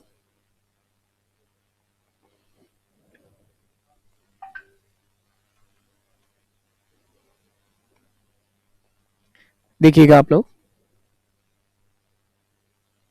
हम बात कर रहे हैं समबाहु त्रिभुज के लिए। मैं एक बार बात करता हूं किसी भी त्रिभुज के लिए। ये कोई त्रिभुज है, कोई भी त्रिभुज है, ये समबाहु त्रिभुज की बात नहीं हो रही है, कोई भी त्रिभुज है ये, और ये इसके अंदर सर्कल बनाया हुआ है, यही कहलाएगा त्रिभुज का अंतःवर्त। और एक और बनाते हैं त्रिभुज का परिवर्त।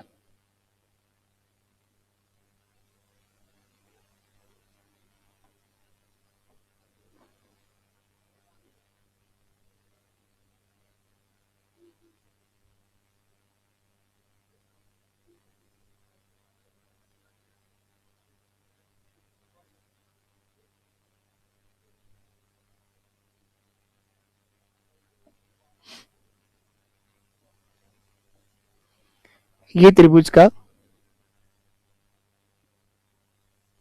अंतःवर्त है और ये त्रिभुज का परिवर्त है।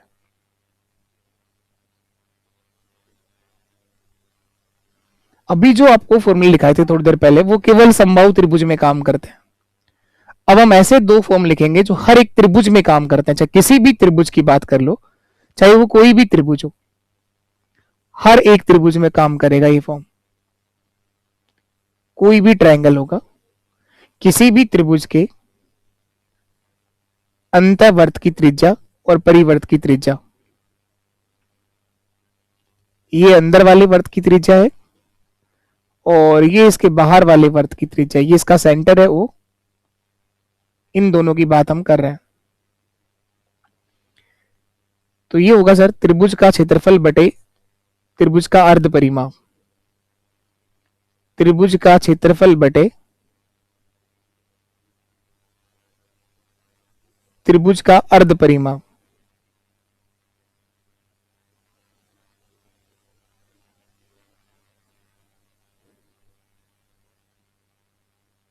त्रिभुज का अर्ध परिमाप। और परिवर्त की बात करें तो ये होगा sir A B C upon 4 गुणा त्रिभुज का क्षेत्रफल, A B C upon 4 into area, A B C upon 4 into area. ये दो फॉर्म आपको ध्यान रखनी है, ये हर त्रिभुज में काम करेंगी। जैसे पिछला जो क्वेश्चन करके आए हैं उसके अंदर ये वाला फॉर्मूला भी लगा सकते हैं, त्रिभुज का क्षेत्रफल बटे त्रिभुज का अर्ध परिमाप। देखो लगा के देखते हैं हम। इसकी त्रिज्या 12/√3 निकाली ना, इसकी त्रिज्या देखो ऐसे भी निकाल सकते हैं। त्रिभुज का क्षेत्रफल, ध्यान देना एक बार आप लोग, त्रिभुज का क्षेत्रफल बताओ एक बार आप लोग, समबाहु त्रिभुज का क्षेत्रफल क्या होता है? √3/4 गुणा भुजा का स्क्वायर, √3/4 गुणा 24 गुणा 24, और भाग देना है अर्ध परिमाप का। परिमाप तो होगा 24 24 24 72, और 72 का आधा क्या होता है? 36 का भाग दे दो, 36 का भाग दो। 4 से कटेगा 6 बार, 6 बार, 6 से कटेगा 6 बार, और 6 से फिर कटेगा ये 4 बार। तो क्या आंसर आया? 4√3। त्रिज्या क्या आई? 4√3। ये भी कितना है? 12/√3। इसको सरल करोगे तो 4√3 ही आएगा, क्योंकि √3 से गुणा और √3 से भाग कराओगे, जब नीचे वाले √3 को हटाओगे तो सेम वही त्रिज्या आ जाएगी। तो अभी जो फॉर्मूला लिखे हैं वो हर त्रिभुज में काम करेगा, ये किसी भी त्रिभुज में काम करेगा। इससे पहले जो लिखाया था वो केवल समबाहु त्रिभुज में काम करेगा। ये दो ऐसे फॉर्मूले हैं। अब अगर केवल समबाहु त्रिभुज की बात करूं तो इससे पहले वाले जो लिखाए थे वो केवल समबाहु त्रिभुज में काम करेंगे। समबाहु त्रिभुज के अंदर वाले वर्त की त्रिज्या जो आपको लिखाई थी वो क्या थी? भुजा बटे 2√3। और बाहर वाले वर्त की त्रिज्या जो लिखाई थी वो क्या थी? भुजा बटे √3। ये दोनों फॉर्मूले केवल समबाहु त्रिभुज में काम करेंगे। अब देखो, ये समबाहु त्रिभुज के अंतर्वर्त का क्षेत्रफल दे रखा है 462 है, यानी πr² का मान 462 दे रखा है। इस त्रिभुज का परिमाप आपसे पूछा गया है। कौन सा त्रिभुज है? ये समबाहु त्रिभुज है सर। ये समबाहु त्रिभुज है। इसके अंदर एक सर्कल बनाना है, ये बना दिया सर्कल।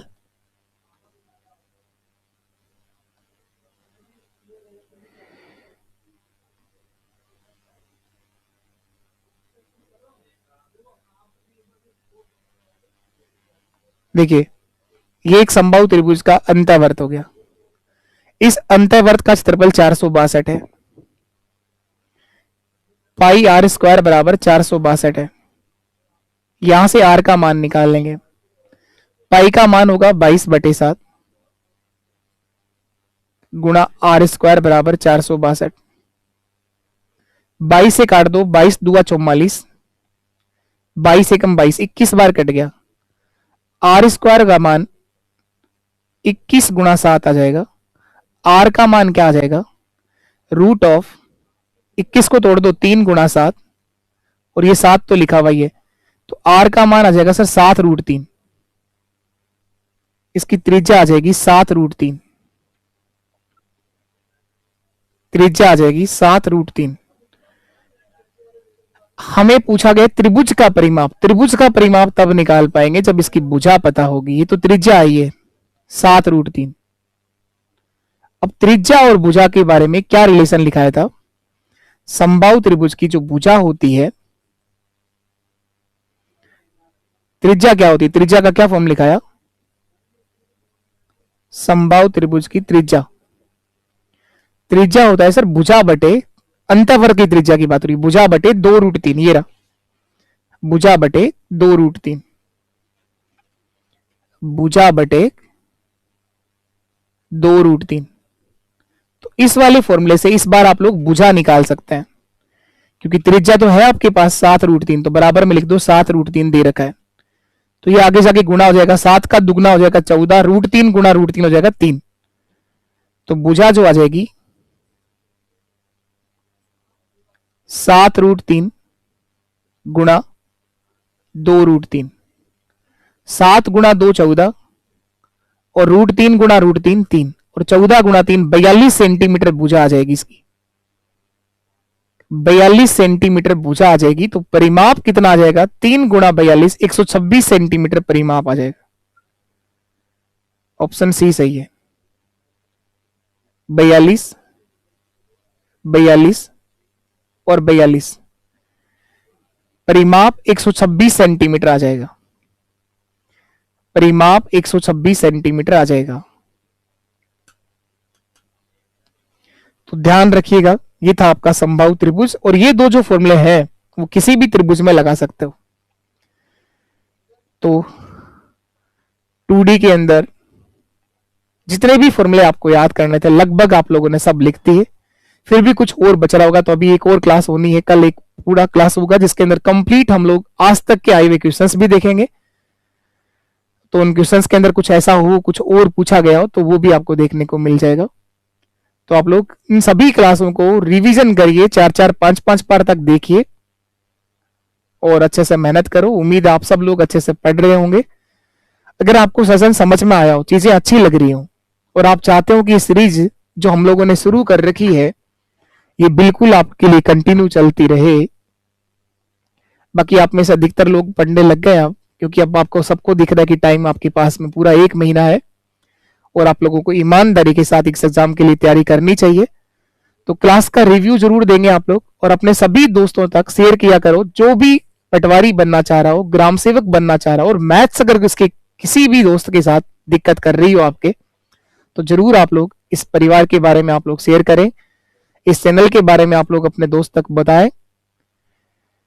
तो क्या पता तुम्हारा एक काम अच्छा करने से क्या किसका क्या अच्छा होगा और आपके लिए तो 100% पॉजिटिव रहेंगी चीजें।